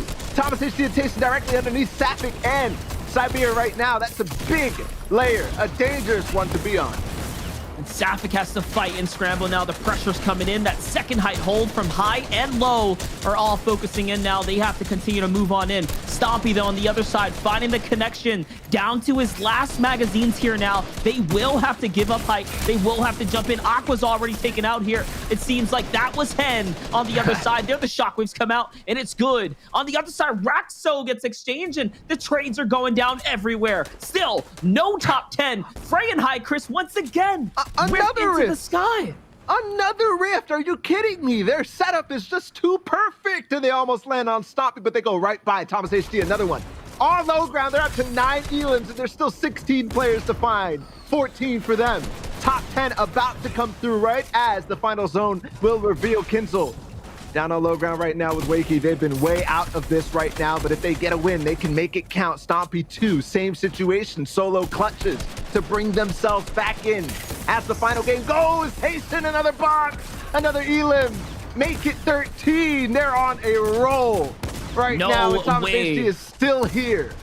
They're still going here. They're still looking for more. And here's the other side. It's Miro who's looking for it. Thomas is going to find Sapphic there. We're hopping through all these perspectives. It's a fight on every layer now. Top 10 finally here. Still big names in the running right now. It might just be a battle between first and second place. Stompy with the misplay there. He's out of the game. Thomas is still going. Another Elim for him. And they're on a train. They're rolling Frey's in the storm line. It's first versus second. Up he goes to his teammate. Another shockwave though in the box here. It's such a messy build fight. It's enough for his team. He's alive. Flopper's still here. They are stomping through the lobby now. 16 eliminations, still 4 for them to find. Frey being one of them. Hycris as well. Kinzel will go down. No, Kinzel takes out Teak. And there it is. They take him out. Another 2 versus 2 for Hycris and Frey. They made it count one time. Lost the other. This time against Thomas HD and Tayson. And they're on height. It's going slow. 25 seconds for this to go. Who has the better loadout, the better heals? 4 chug splash for Tayson. We can swap through all the inventory right now to see the heal off. Where is that one going to favor? Who has to engage? Who has to make the first move? They can wait it out. They have 4 chug splashes. No need to make the first draw here. They're already in first place as well with the Elim lead here. This win will literally solidify it all. And yes, it should be. It should be a walk to the final moments. Hycris is too far here. There you have it. You see him running in the zone, trying to bounce up. He has no heals available in that situation. They spent it all, but my goodness. What a game from Tayson and Thomas. 17 eliminations. Their time had to come. And what a better time for it to come, because like I said, with that off-spawn fight, they might not have another chance. That might have been it. I mean, you guys were talking about it. They were up and coming for that pop-off game, and here it is. 17 eliminations, victory royale on top as well. And I mean, at this point, it is basically stock standard that these guys will be #1 at the end of this. It's just amazing to watch the change going between map 1 to 4 between Tayson and Thomas. We saw that they weren't really, they were getting these placement points, but they were getting a lot of frags as well. And now you see towards the end here, when they do get that victory royale, it is their most eliminations they've had in a game so far, and they are really securing themselves as the front runner going into match number 5. I'm lost for words right now. Match number 5, the final one. And I cannot believe the distance that I think Thomas HD and Tayson just put between them and everybody else. Not only converting on the win, but the elims that we said at the beginning, they will make the difference. They might not be the most impactful if you're not getting too much, but that was more than I ever expected coming into this tournament. It's just a huge game all around. We saw them on a steamroll, and then coming into those final moments with all this action here. This is really the pivotal moment where it put them, bar for bar with High Chris and Frey there. That right there was the 7th and 8th elimination. And then here, it was literally a race for who was going to be better. And they outperformed in every regard. The victory royale and the elims to go with it. I mean, that was a running highlight for them. Yeah, and we've seen across a few more of these duos where they are really trying to play for those placement points, but it just seems like Tayson and Thomas are like, nah, it doesn't matter. We're going to go where we want to go, and if we have to fight through all these duos, we will get it done. And it just seems like every single fight these guys take, they come out on top, no matter what it is, no matter who it is, no matter where it is. These guys are getting these eliminations, and now they're placing extremely high as well. So, I mean, it's just going to be such a big gap for these other teams to try and close up into match number 5, but as we've seen, a lot of these matches already, a big pop-off game, a lot of eliminations, high placement points can rock you up those standings. And it might not even be that necessary to have a huge pop-off game for Frey and High Chris. I mean, that was their second place. They've already gotten to first place. Each of these games, they've only had 3 or 4 eliminations. And with all of that, another second place, don't forget for them, they still got 70 points in that game. Like, they are still going to push up. And while it might not be the same as Thomas HD and Tayson, they're probably still within 40 or 50. So again, Thomas HD and Tayson, they have to convert on this game to really stand a chance, even still, against High Chris and Frey, who are once again probably going to get another really decent game the way that they're playing and the zones are going today. Let's be realistic as well. That play style is not sustainable by any means. They literally W-keyed battle after battle to close the gap, one of which we don't see successful very often for as long as they were able to maintain it. And that's the biggest game we've seen of the day by far. Just look at the distance between first and second. Even Frey and High Chris, they didn't even come second in regards to points because of those extra eliminations that came in from Kenzel and Wakey. They're a little bit higher up in the total points, but just look at Tayson and Thomas HG sitting at the top, 158 points. They were sitting in 3rd slot coming into match number 4, and now they've just absolutely blown everybody else out of the water. Unbelievable. That is ridiculous what they just pulled off. The crazy part too, though, is Sapphic and Siberia also got 7 limbs. Like, there was some crazy game performances from a lot of different teams. Kinzel and Wakey finally show up, but is it enough to actually gain top 5 for them? I think first is probably out of the question now, even what we just saw from Tayson and Thomas. But again, yeah, Frey and Hiker still got 80 points that game. That means that this gap is not that significant in the grand scheme of everything. The elimination difference there, 30 for Tayson and Thomas. That game, of course, propelling them way outside of the bubble as far as the others go, but still, it's a race towards the top. Refsguard, Scram, Frey, High Chris, Flick, Hen, Sapphic, and Siberia, who have been playing exceptionally well today here, are all still in this conversation. Yeah, it really does feel like this top 5 is still very viable for a lot of these teams. You know, maybe in that 5th slot, you know, Chapix and Putrick might not be able to get towards that 1st, 2nd slot, but all the way between 1 through 4, you can really see this fight going into match number 5. And as we start to go through the lower end of the standings here, we can still see a few of those teams are sitting on those donuts so far, unfortunately for the boys at the bottom. They have not gotten any points so far, so maybe match number 5 is the spot for them to pop off, because who knows? If they do have another big match like we just saw from Thomas and Tayson, they can rocket themselves up into that 5th slot where the money is. But, I mean, these standings are, there's still anybody's game all the way up until, you know, around about that 5th, 6th slot, right? Yeah, I think that, you know, anybody who has points actually is probably still in contention for that 5th spot, which I didn't think was possible coming into this last one. But just seeing how this format has unfolded, I mean, it's only 100 points for some of these guys. There's some big names back there too, Stompy and Aqua. They have tried so hard. Something is not quite clicking, unfortunately, for Aqua today, but it could in this final game. Mongrel and Mitro are there in that moment, and they could do literally exactly what Thomas HD and Tayson just did. So it's still possible for those guys to get in the money at the end of the day, but that race for first is still very, very tight between the top 5. Yeah, I think the narrative is laid out for us. Where's High, Chris, and Frey going to end up in this last game? Thomas and Tayson. Obviously, that's the battle for first. Everyone else before that, to maintain your from 3rd to 5th place, to maintain, you're going to need a good game. It's not free by any means. And down to like top 20, like you said, one massive swing of a game, anywhere from 100 to 130 points or so, is going to grant thousands of dollars, literally, to whoever can do that now. Yeah, it seems like there still is a race for the 1st slot here at the JBL Quantum Cup. And there still is a race for you guys to get yourselves some JBL gear as well. We've got our Twitch chat giveaway going on right now. Hashtag JBL Quantum to get your name into the draw for that. So make sure you guys are a part of the participating countries here for the European region as well. Hashtag JBL Quantum to get your name into that in the Twitch chat. But match number 4 is in the books. We still do not have our champion just yet. This final match here for the JBL Quantum Fortnite European region is ready and raring to go. It's going to be break time for us here. Match number 5 just around the corner.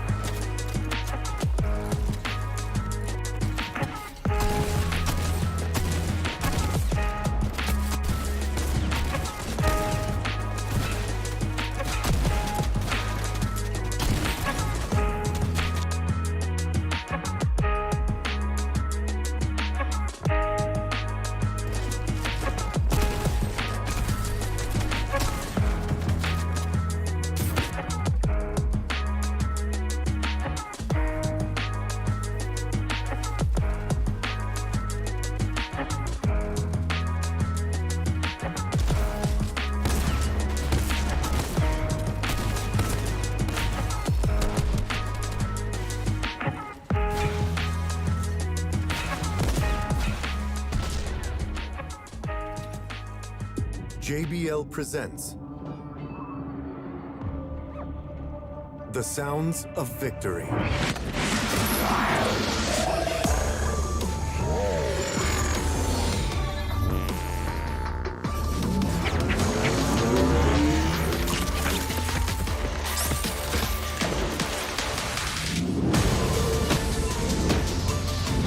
JBL Quantum Gaming headsets.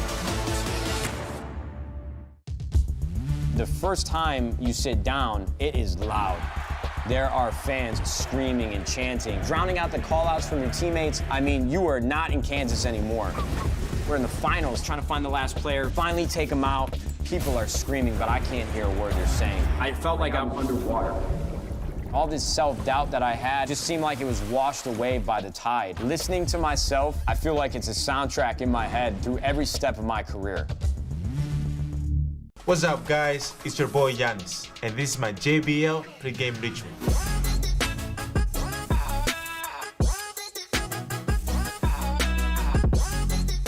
Catch Z's so you don't catch L's.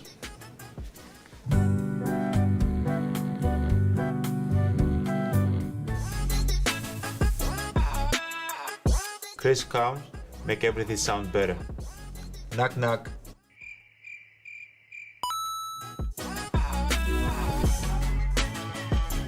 Pre-game hype is key.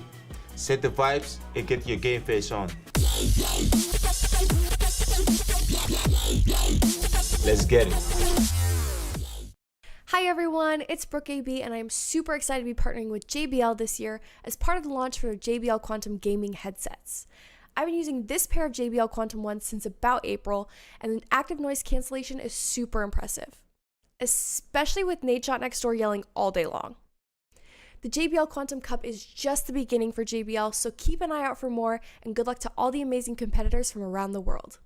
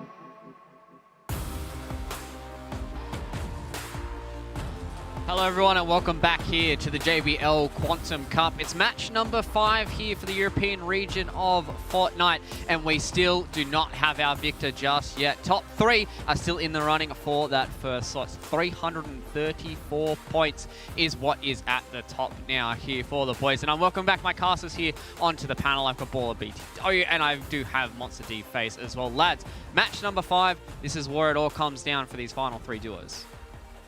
Yeah, I can't believe it comes down to the final match. Unbelievable stuff that we saw from basically 2 teams in a row. We saw Putrick and Chapix in game number 3 have an insane game. And then right after that, Thomas HTC and Tayson, they say, I saw what you did. I could do better. Let's go for 17 eliminations. My gosh. I didn't know what to expect coming into it, but these players have really shown up and given us quite the run. Every game being a banger, and the pacing so different when it comes down to different duos. Obviously, we're seeing the success up towards the top, but it's coming in different ways. One being passive, the other taking it by the horns. And that's something that's going to come into this last match as well. Tayson and Thomas, if they do try and take these fights early on, and if they misstep once and get eliminated early, that could mean that they do have Frey as well as Hycris biting at their heels because they're only about 50 points behind. So if these boys at the top, if they falter a little bit early, don't get those placement points when they are chasing these elims, that could really make it all come undone for the JBL Quantum Cup. But that might actually be the difference, right? The fact that there's risk all of a sudden made them activated. The first 3 games, they were uncontested at Salty Towers. All of a sudden, they have 2 teams, Marvel and Mitro, and another team entirely landing on them. They wipe them and just continue to W key on a warpath. It feels like the fact that they got contested made them that way, made them into the monster that was in that endgame. That's what I was going to say, Balla. It was that really set up the confidence for them and got them playing on the hot hand, right? And once they get going, we saw they didn't stop. And I don't think there was a single time where a team really gave them a run for their money in those fights. For the most part, they were very much in lead, in charge, and stomping their way through every squad and then catching the refreshers in time to make it to new Stormline and continue to keep the narrative going in their favor. Well, do we think that going into this final match that Frey and Hycris are going to change it up a little bit? Because obviously they're about 50 points behind first. Do you think that this is going to force them to be a little bit more aggressive, try and get those eliminations so they can couple that up with high placement points?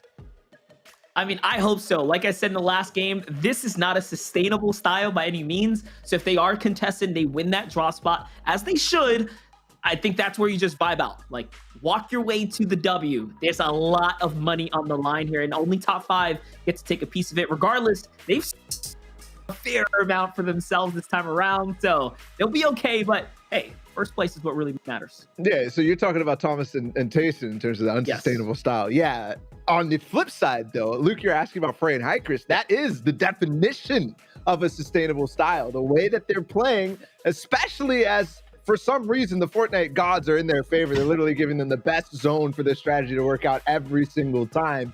One more time might be the key for them. One more time in comparison to the unsustainable style, that monster you're talking about, the way that they're playing for these aggressive elims, that they're taking risks that Hycris and Frey are not going for. If Thomas HD and Tayson fall, then Frey and Hycris almost certainly just win based on an average performance from them.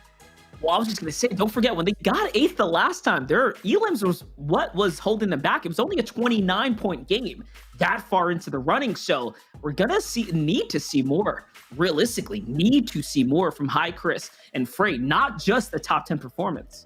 Exactly. Well, there's still one more duo that is kind of in the talks right now. We've got Resguard as well as Screm that are sitting in that 3rd slot. They do have to have a pretty large game in this final map, and they have to make sure that Tayson as well as Thomas don't get too many points out of this final map to get themselves in that 1st slot, but they still can try and sneak away a 2nd here if they do have another good map. But boys, ladies and gentlemen, boys and girls, match number 5 is ready to go. JBL Quantum Cup European region for Fortnite is about to wrap up. So I'm going to leave it with Baller and Monster for the final time today.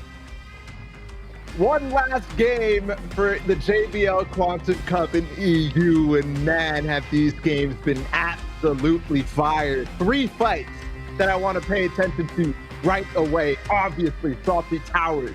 That is such a key fight between maybe more than just Thomas HD and Tayson, although I'm looking at the map and I don't see them. Looks like they might be going Dirty Docks. They're going back to the old faithful, splitting off, and for good reason. Look, Zytros is there with another player. I don't see Mongol and Mitro at all. Very, very interesting. They're going to mix it up. They're going to play outside of their champion drop spot just north of the Orchard Farms there, and they're being contested. I'm not sure if that's the play to make this time around because, again, they haven't quite gotten this drop spot down pat. Remember, at the start of this game, that was a contested drop by multiple teams too. So the team there bullied off, successfully defended off the farm in this instance. That's going to be close. Like, it's going to be very close for them. Yeah, that's so important to watch. Thomas HD's already landed down. He's farming up. He has a great loadout already, a big pot, and even a blue tack.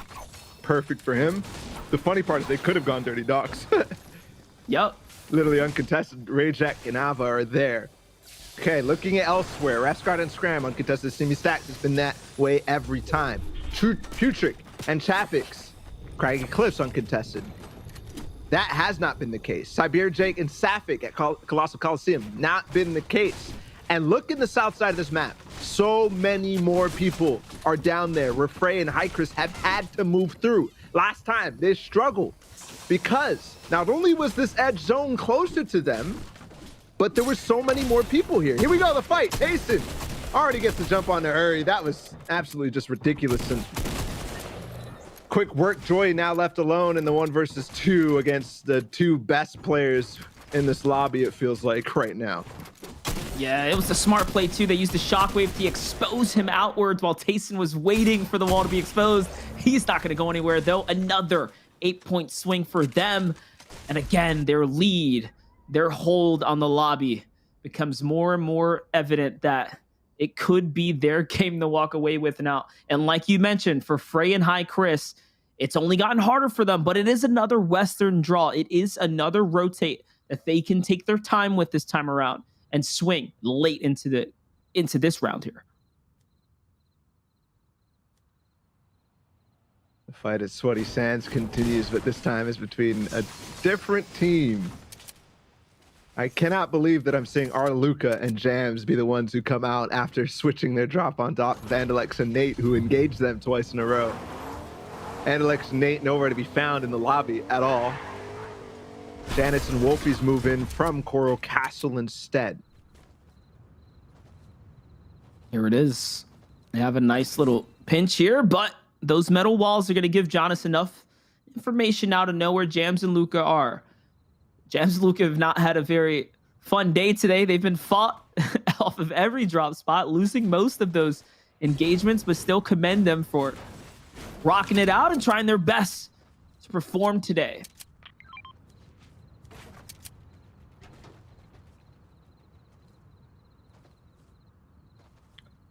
I'm just looking to see if there's any very impactful fights that are going to happen. This fight has happened twice.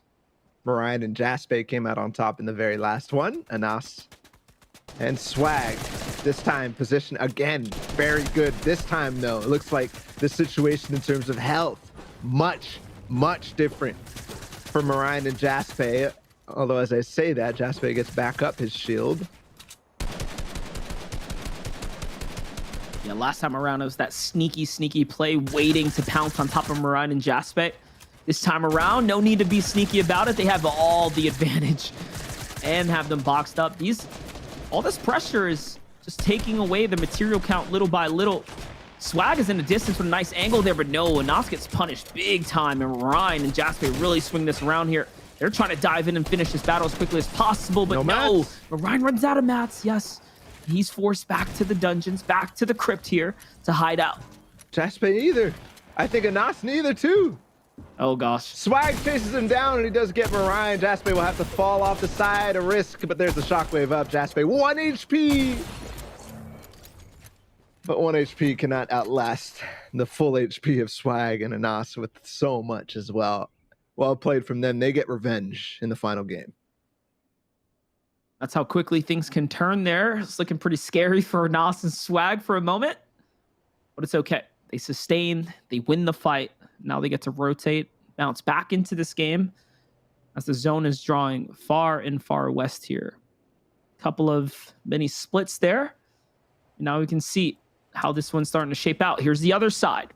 Team we want to follow closely right now. Tayson and Thomas, 2 eliminations, 8 points already acquired off the drop spot. Rotate coming on in.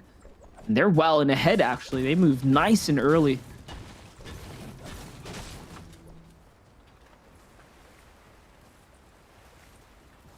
Using the river now to go ahead and rotate in. Let's see here. Bala, this fight is still... They're still giving Jams and Luca a hard time right now. They really are. Neither of these guys really, I don't think, have much hope. Wolfies and Janice did have a good last game, though, so maybe they're really going for this W key style in the final game, and only saw that there was one team going to Sweaty Sands when they landed at Coral Castle, so switching things up. Luca, though, we saw what he did to Andalex in that last one. Put him in a blender of SMG shots after maybe getting put in a blender himself. Jams, though, on the flank. This could be massive, but it's not going to actually pay off at all. He'll go for the double cone and floor and almost gets a big tag, but that actually gives the opportunity for Arluka to get in on Janice. Yes, there it is again. Hold that right trigger, Arluka. You will dominate some of the best players in the game with that. And he does it time and time again. Now left to Wolfies, all by his lonesome. Just good tracking, good following there. Wolfies now has to do the same here. Does have a charged shotgun. Not the best for a 2v1 situation, but the punishment was good there. Luka gets hit pretty hard. Not enough, though, to rip the shields off, so still confident to re-challenge the take here. And Wolfies gets boxed down. Hopefully, they will be able to cut him off and end this quickly. Wolfies going for a quick scramble, possibly to the card. Can he grab it in time? No, I think that was a snipe from outside the storm line onto Luka. That might be a lucky exchange there for Wolfies. He gets the card and shockwaves out. They get to see another day. Oh, it's gonna be a very quick reboot. In any case, a fight at the bridge. Safik and Siberia running away from Rojo and Amplify. They just picked off and pinched another team themselves. Looks like they each got an Elam credit for that. And now they have to deal with each other.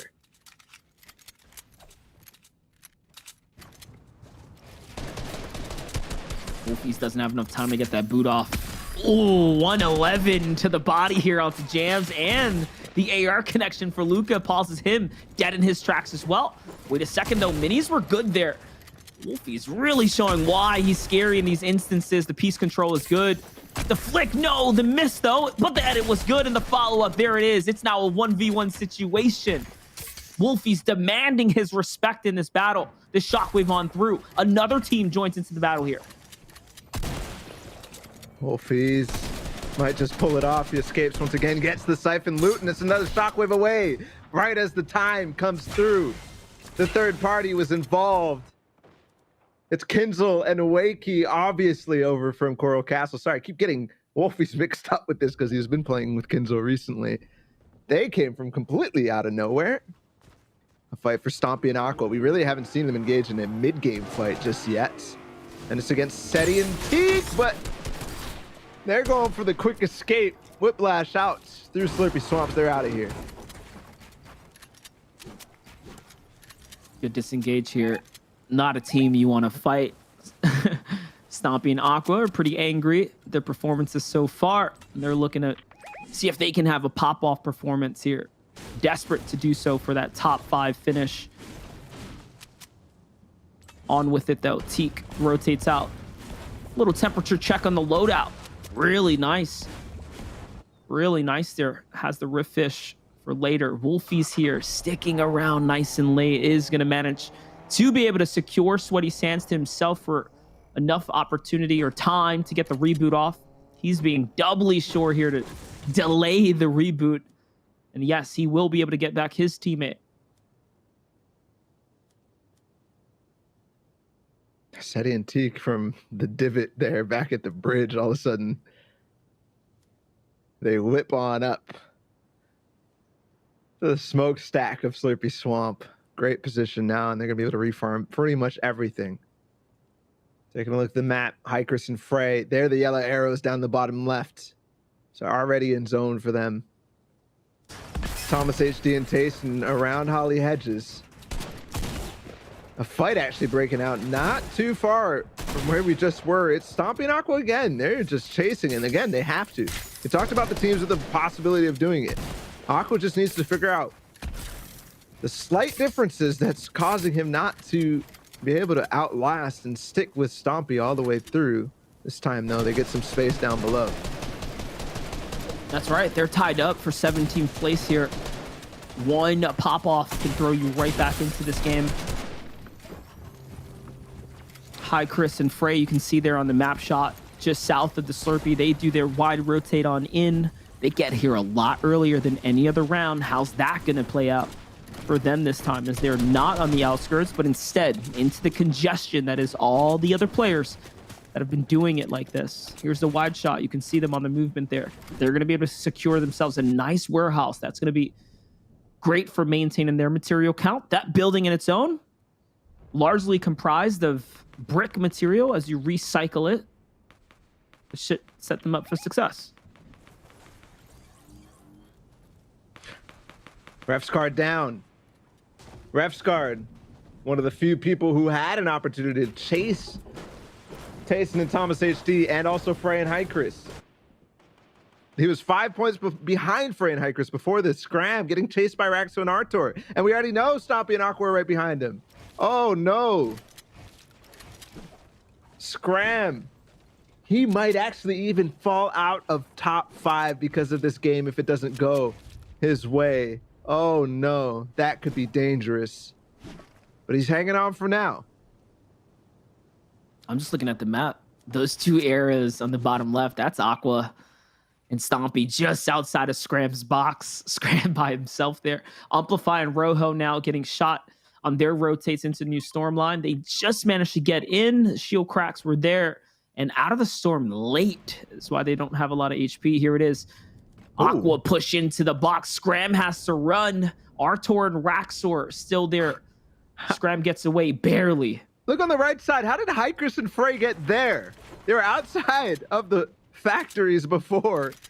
And I blinked for a second and they go for it. Okay, Stompy and Aqua as well. Blinking for a second. They got the cone in the box, but not the wall. And Aqua immediately gets chunked down. They also retreat down below too. Raxo escapes. Stompy's still chasing. Oh, 2 big tags with just a tagged shotgun. And he also responds against Artor. Doesn't trade too much. Aqua healing up. One more big pot for him to give over to his other teammates. And Styler and Cartoon come in with a card too. Oh yeah, they just ran their car right into that battle, breaking any builds and injecting themselves into the fight at this instance. Scram, you can see, backs off, get his HP right back into the action. So he's managing to stay alive. He's holding on to dear life now for that 3rd place slot. Where's Flickin' Hen? That's a team that can honestly contest Scram's positioning now. He's on shaky ground. Cartoon's right next to them. Wow, so many people have disengaged out of that one square in the bottom of Slurpee so many times. Stompy and Aqua do also disengage too. Chapix and Putrix are starting to enter into the swamps too. They put themselves right on the entrance there on the road. Benji and Pereira really far south. And Hen and Flick are there. They're actually maybe involved in the fight in the bottom right. And also, it's important to mention that Cartoon and Styler are tied for 6th place. So for them to go look for fights right now is still putting a huge risk on their opportunity to reach top 10. Yeah. It was like one little poke and they disengage. I think they're definitely looking for opportunities, but trying not to over exert and risk themselves. But it's so difficult now when you have so many people so close to you. Look how close they're moving together, making sure that they are in sync.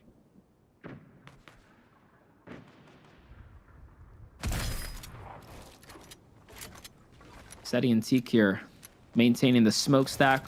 Push off Satros. Now it gives them back the nice stronghold that they have. You can see farming out that entire building has granted them max material and then some extras to play with. Frey still alive there. It looked like Frey was actually down quite a bit of HP for a second. Here's Thomas and HD. Remember, still holding that 1st place lead.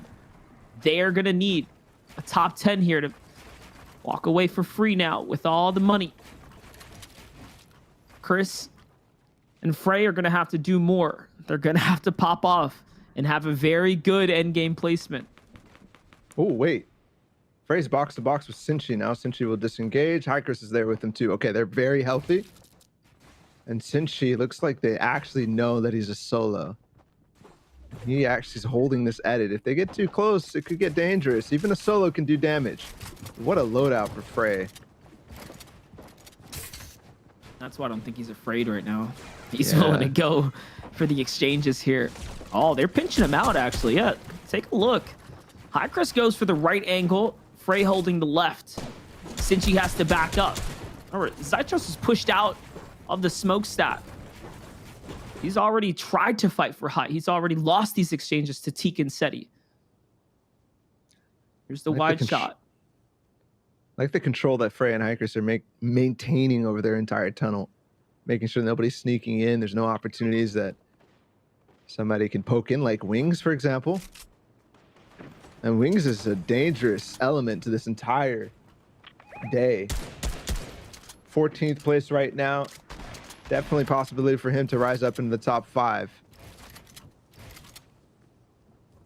Another power loadout here too for High Chris. Both of them are now holding those upgraded shotguns here. Probably the best loadouts we've seen of them coming into it.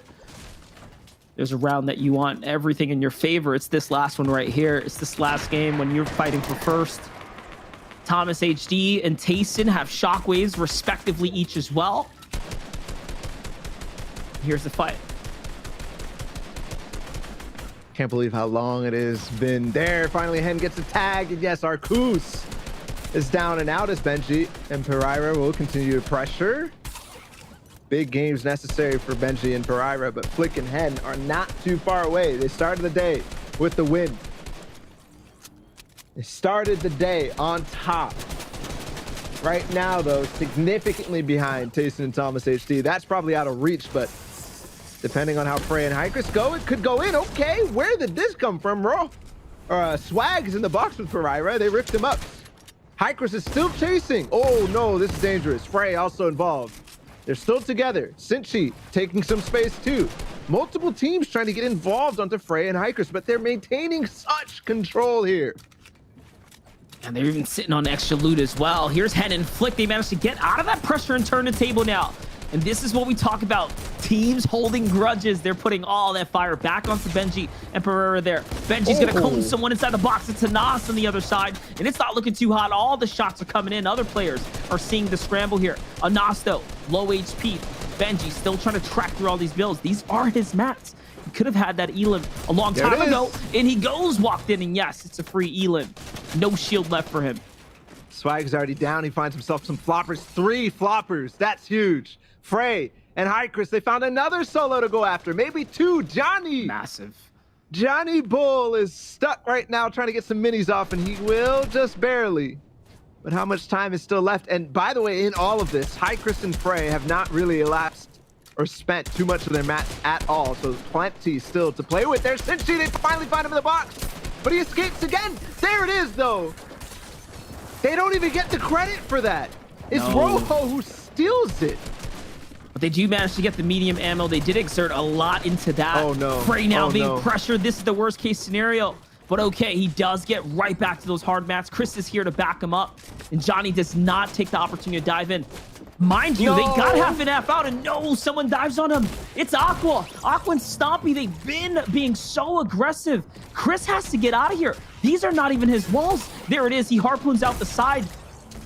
So quick. All of a sudden now, they're down. Chris finds Stompy. What a play there. And the follow-up. He's still in it. Rift comes out. It's perfect. Now he gets to get to zone 2. Thomas HD and Tayson are chilling, by the way, inside of this. 6 more teams need to fall for them to start earning placement points and making this a wrap on the tournament. Because Hykris has to do insane work right now to overtake. Refsguard and Scram, we already know they've struggled. Aqua.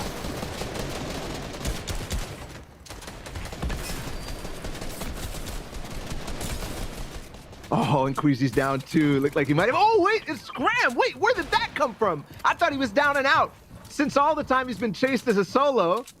Scram, not too far away from Frey and Hykris. Now, both of those guys left alone to clutch up and maybe stick it to each other. But I think Thomas HD and Tayson are looking at the Elim feed and being so happy right now.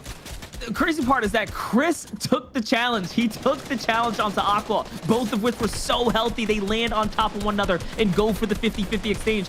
Chris is getting so pressured out right now, though. Shots are coming in. Everyone realizes they have to rotate into Hen and Flick, who can still realistically fight their way up to that second place slot. Here's Chulex and Queasy, though, giving up high ground early to use the Rift to go. And of course, since no one else is situated up above, they can use this.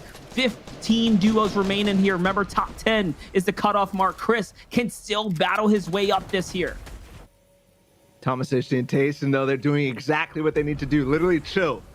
No need to get involved anywhere. This is a ride to first place. Unless Scram, Hykris, or Flick and Het start to absolutely pop off, they have nothing to fear. Kinzel will get one with Wakey. Shockwaves also. Now they might be able to take the game. They might be able to rise up into this 5th place spot where the money does start.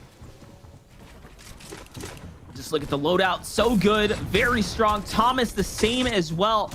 Shockwaves and bouncers here. Enough to maintain. Enough to actually play for high ground. Tayson's going to safety pot here. He's going to heal all the way on up. Get as much HP as possible for this final zone, for these final battles. Reject, that's massive. That's terrible for Reject. A top 9 hold for him. He's now out of the game. It's up to Pexi there to clutch up and do something big. Still no placement points. So if Thomas HD and Tayson fall, it still could be a possibility here. They don't only have 3 elims. They're starting to get pressured, but they have a free layer pretty much. Chris right next to him. Amplify gets 1. We're looking at Chris. We're looking at Scram. Scram's in zone fighting against Flick. He's taking so many ticks. Oh no, that's scary.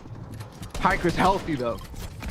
Chris found a 3rd elimination as well. Don't know where that came from, but he didn't get the refresh. Amplify gets punished big there. He needs this here. He knows it as well because he doesn't have a lot of material. There's Amplify on the layer. Harpoon's going to be good for the wall take. We'll see. Hen and Flick are fighting height now. And now Chris gets into the box and he catches Amplify. There's the loot that he needs. There's the points that he wants. Can he still battle his way up? Top 10 is now here, and Kinzel is still in this game. Thomas HD and his teammate Tayson are still here as well. That's terrible for Chris.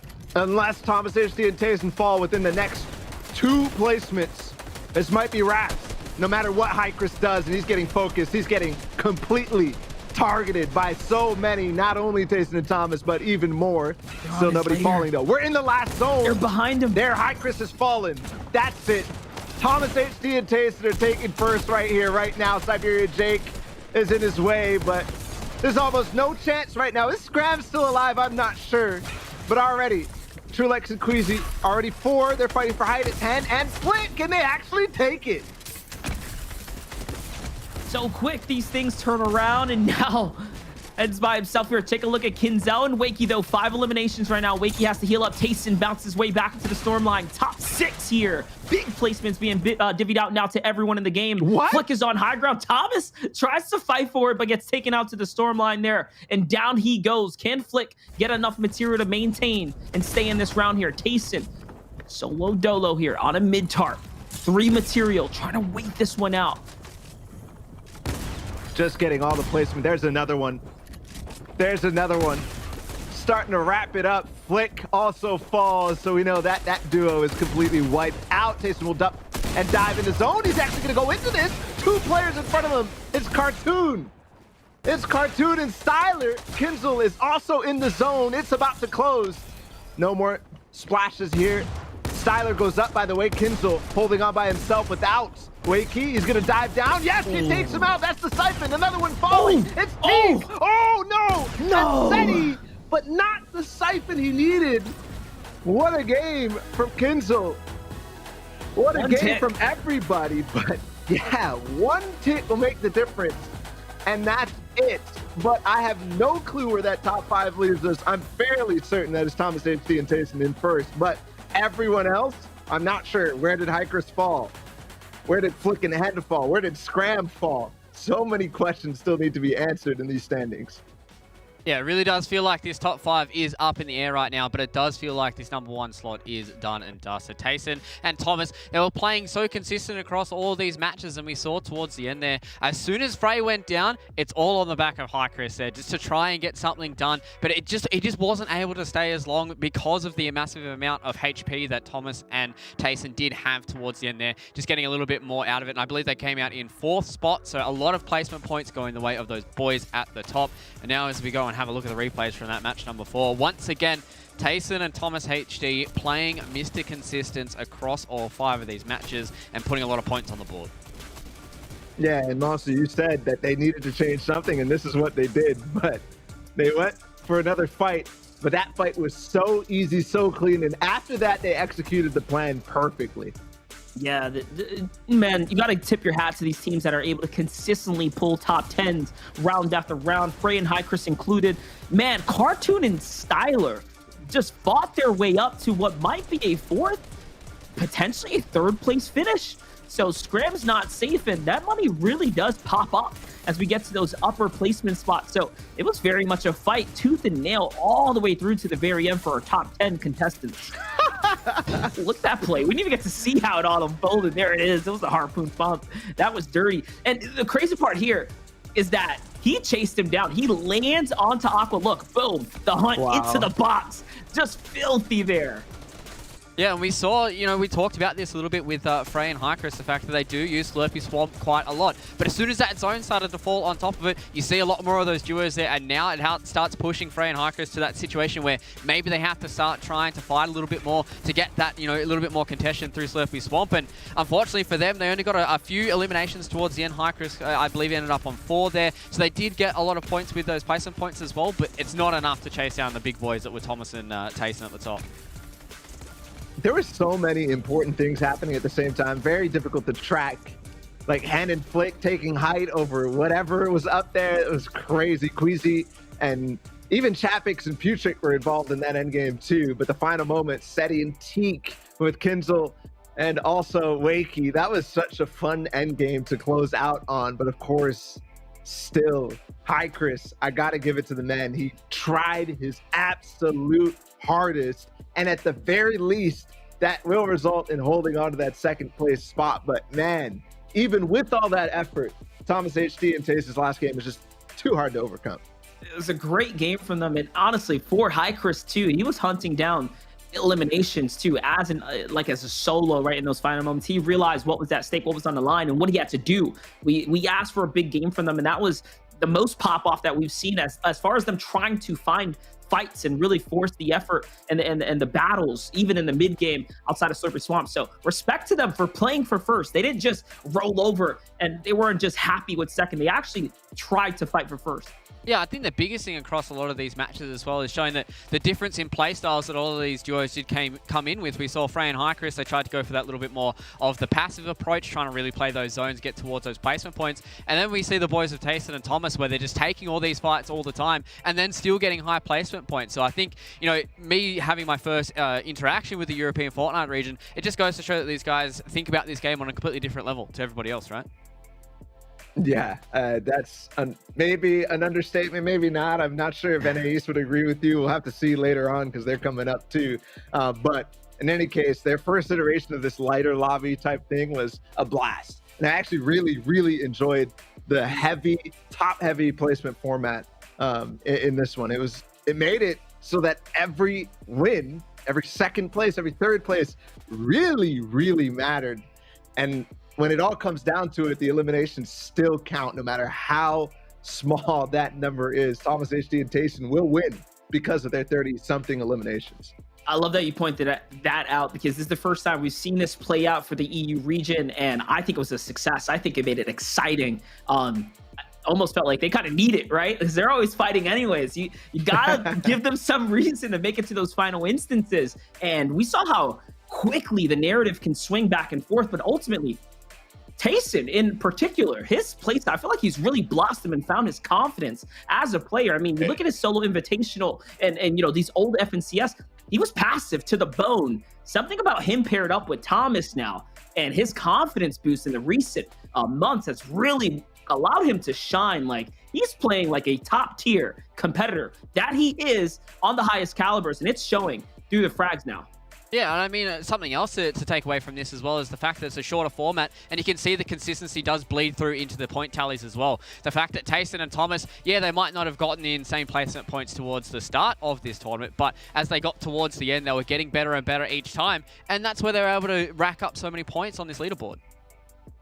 Yeah, all they did was basically ride in a very slow pace, a couple of elims, and maybe eking into the top 10. Basically 20, 30 points every game until that very fourth game where it was just like, boom. You knew it was coming.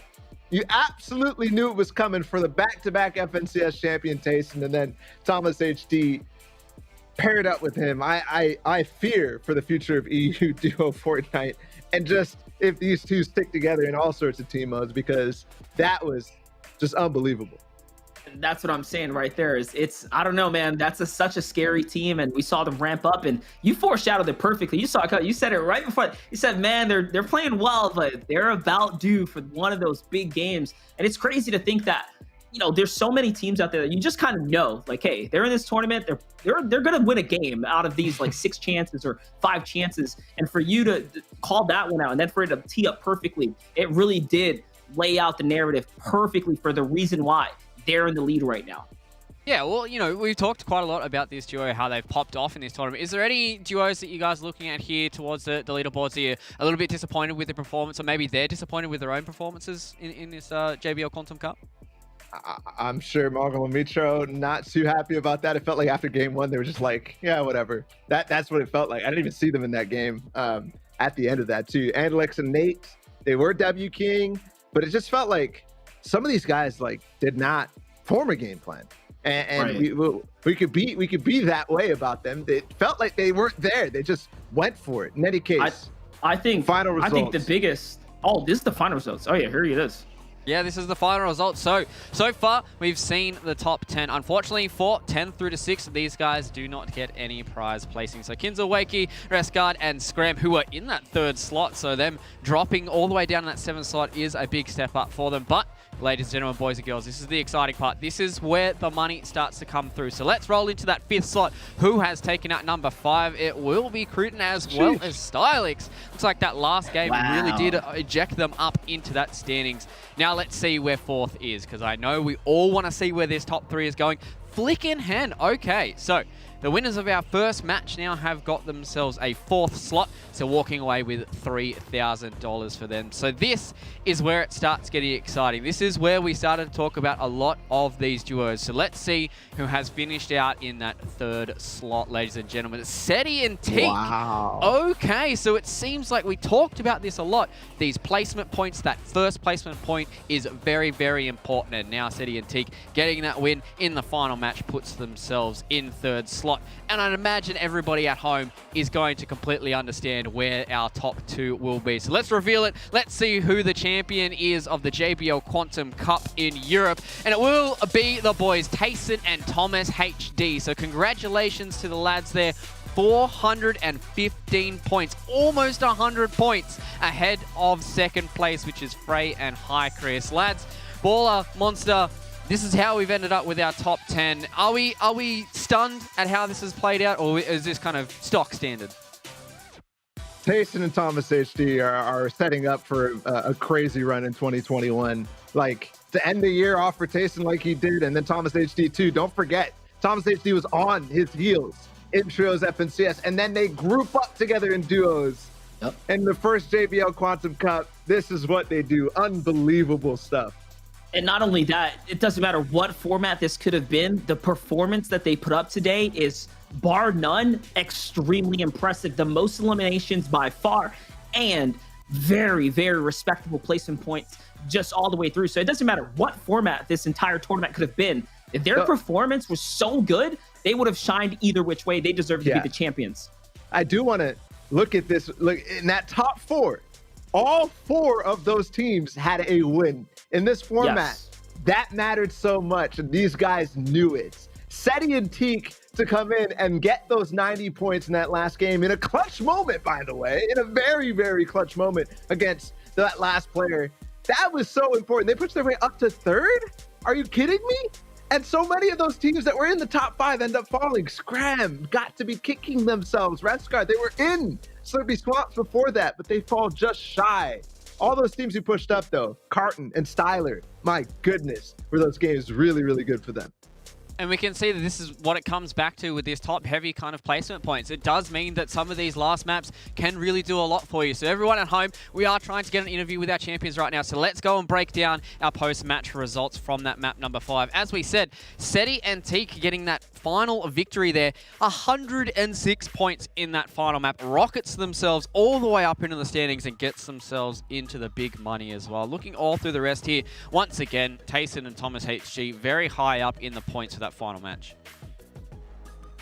And also Flickin' Hen there, ranked 6 in this game, 58 points. Before that, they were in the top 5. That was one of the few outside of Hikers and Frey, and obviously Thomas HD at the top, who held on to their spot. So they've got to be happy about that. Of course, they had a good game to start off, and then they slowed down a little bit, but they come back in those last two and hold on to their 4th place spot.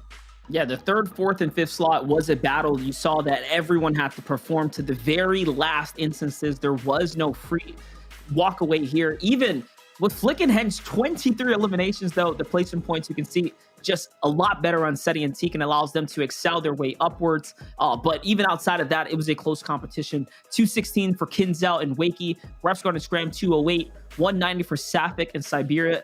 Every one of which are in the top 10 had such good performances, and honestly, just great highlights to walk away with today.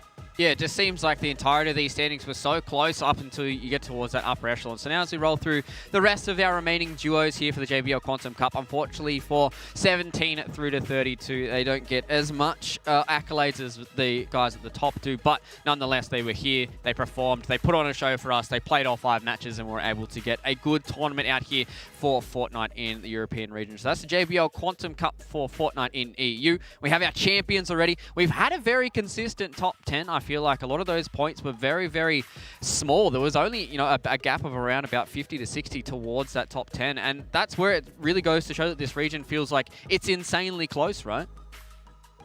Yeah, it really is. And I also want to point out one winner on this page, even though they might not look like they're winning, are Luca and Jams struggling in those first 2 games against Andalex and Nate and just flipping the script on them. I mean, absolutely making it so that Andalex and Nate were just like, yeah, no, we're out of here. Yeah, you gotta respect that. Success, you gotta respect man. that. That's absolutely.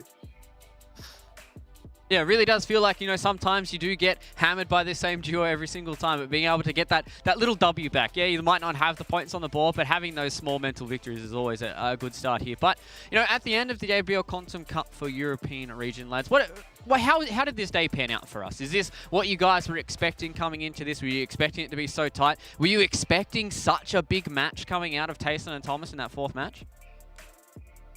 Not that big, man. Not that big. We didn't see any of that. We barely even saw 10 plus elims from anybody else, except maybe in that very, very, very first game. I think I did not expect that. That was crazy. It was back-to-back completely shambles moments for a lot of them too. They were like fighting on different tarps. Like they were split. They were taking high ground in certain moments, but yeah, I didn't expect that from Thomas and Tayson. I expected them to win, but not with that game. And from my take, you know, we've had a fair share of, you know, casting over these lighter lobbies, Ball and I, but we've never done it for the EU region. The EU just made it, they didn't make it feel like that. Not at all. Game 1 and Game 2, the aggression in those early instances, in those early fights, they carried the action all the way like we expected them to do. But man, it really, I think, just made for a better competition experience from my perspective, looking into these battles, to really be able to sit and watch these great teams collide with one another with very little to no outside influences to, you know, interact or affect their battles. So for the most part, I think we just watched just high tier Fortnite action unfold, and it was due to the way this whole format broke out. So I'm impressed. Yeah, I'm just going to have to echo those thoughts as well. But unfortunately for us, lads, we've had some technical... Actually, it sounds like we do have Thomas on the line here for our post-match interview. So luckily enough for us, we do have our winner here for the JBL Quantum Cup. So it looks like Thomas here, you're on the line with us here in the studio. So Thomas, I just want to say firstly, congratulations to you for winning the JBL Quantum Cup in Europe. I just want to say, I just want to touch on your kind of strategy that we've seen across here. Was that kind of the game plan going into it? Yeah, we just, like, me and Jason just playing so good together. We have the same play style. And yeah, we're just trying to play mid ground and then go for hide late. It seems like it's working out. I mean, there were some of those games that the high ground play was like, I guess, very chaotic. It feels like every time there's somebody shockwaving on top, and then there's another team, and there's another team. When is the trigger for you guys to do what you did in game 4, where it's like, height's not going to work out, let's just jump down and frag out?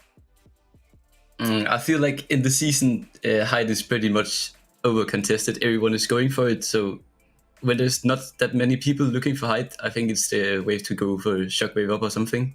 Yeah, that's what we did.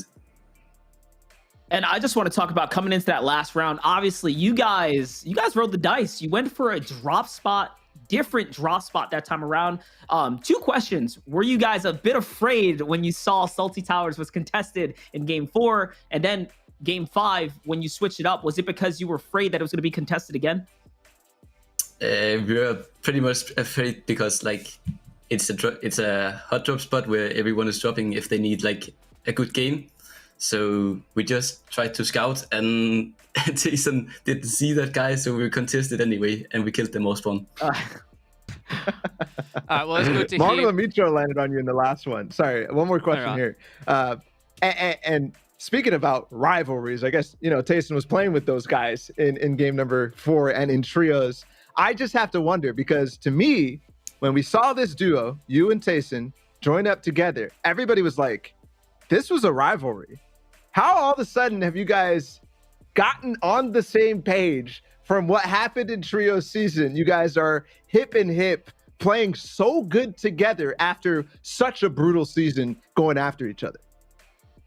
I don't know. I just fucking asked Tayson if he wanted to duo because, and we had a little bit of beef where I landed on him in trios. He said like, I'm not gonna do it with you because you did that, but they won anyway. So yeah, he was happy after that. All right, well, it's good to hear your insights here, Thomas. So once again, congratulations for the victory here for the JBL Quantum Cup. Make sure you do pass on those congratulations to Tayson as well. So once again, thank you for that, and you know, good luck for everything else. Yeah, thank you. Thank you. Hearing from Thomas is always good. The victor here for the JBL Quantum Cup, lads. It's been a long one, and I mean, watching those guys pop off was absolutely insane. That was ridiculous. It was such a fun day too. There was intricate strategies that I think we haven't seen Monster and I when we cast these later lobbies, when we think about like ninja battles and stuff like that. Everyone's like just positioned, like without fighting at all. In this case, it was like Pycris and Frey actually had to struggle for it, and it was working. We saw that very, very fun strategy for them really, really pay off. 2 second places, a first place, and then Pycris is almost clutch in that final game. But man, it was just such a fun day, man. I'm so happy to be a part of it. Yeah, the JBL Quantum Cup was nothing but W's for the entire Fortnite community. If you wanted action, you found it. If you wanted high-tier strategy and rotation, kind of insight, you're going to find it in this right here. So all around, this is a big win for the Fortnite community, and the first that we've seen for EU of this type of game style. So for that, I really am happy with how this all unfolded. Yeah, we've had such a good day here at the JBL Quantum Cup, but before we do leave everybody alone here, we do have the hashtag JBL Quantum giveaway once again in Twitch chat, so make sure you do use hashtag JBL Quantum to get all your JBL gear there. We're giving away 100 Thieves jerseys as well in Twitch chat, so make sure you guys are a part of that. Hashtag JBL Quantum in the chat to get yours in here. But now, ladies and gentlemen, boys and girls, all 5 matches are done and dusted. That means the European region is done and dusted here for the JBL Cup. We're done here on the desk, but we're not done with the JBL Quantum show. We still do have North America and Asia to go. North America will be the next on the menu, another couple of hours from here. So everyone here in the studio, and I'm sure my boys can echo this here on the caster's desk, stay safe, and we'll see you for the next one.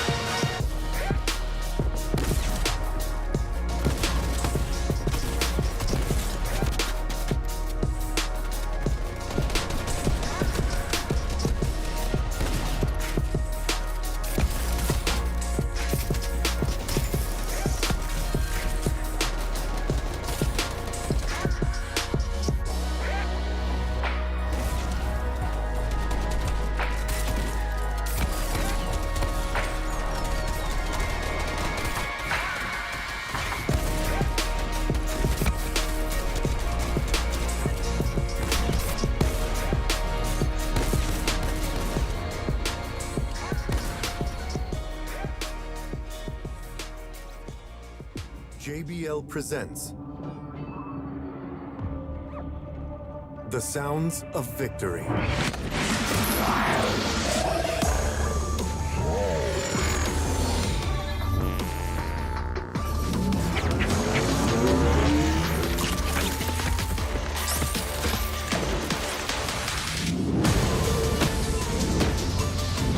JBL Quantum Gaming headsets. The first time you sit down, it is loud. There are fans screaming and chanting, drowning out the call-outs from your teammates. I mean, you are not in Kansas anymore. We're in the finals, trying to find the last player, finally take him out. People are screaming, but I can't hear a word they're saying. I felt like I'm underwater. All this self-doubt that I had just seemed like it was washed away by the tide. Listening to myself, I feel like it's a soundtrack in my head through every step of my career. What's up, guys? It's your boy Yanis, and this is my JBL pregame ritual.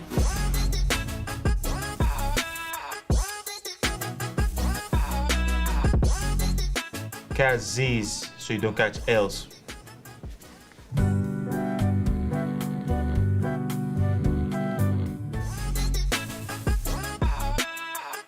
Chris count, make everything sound better. Knock knock.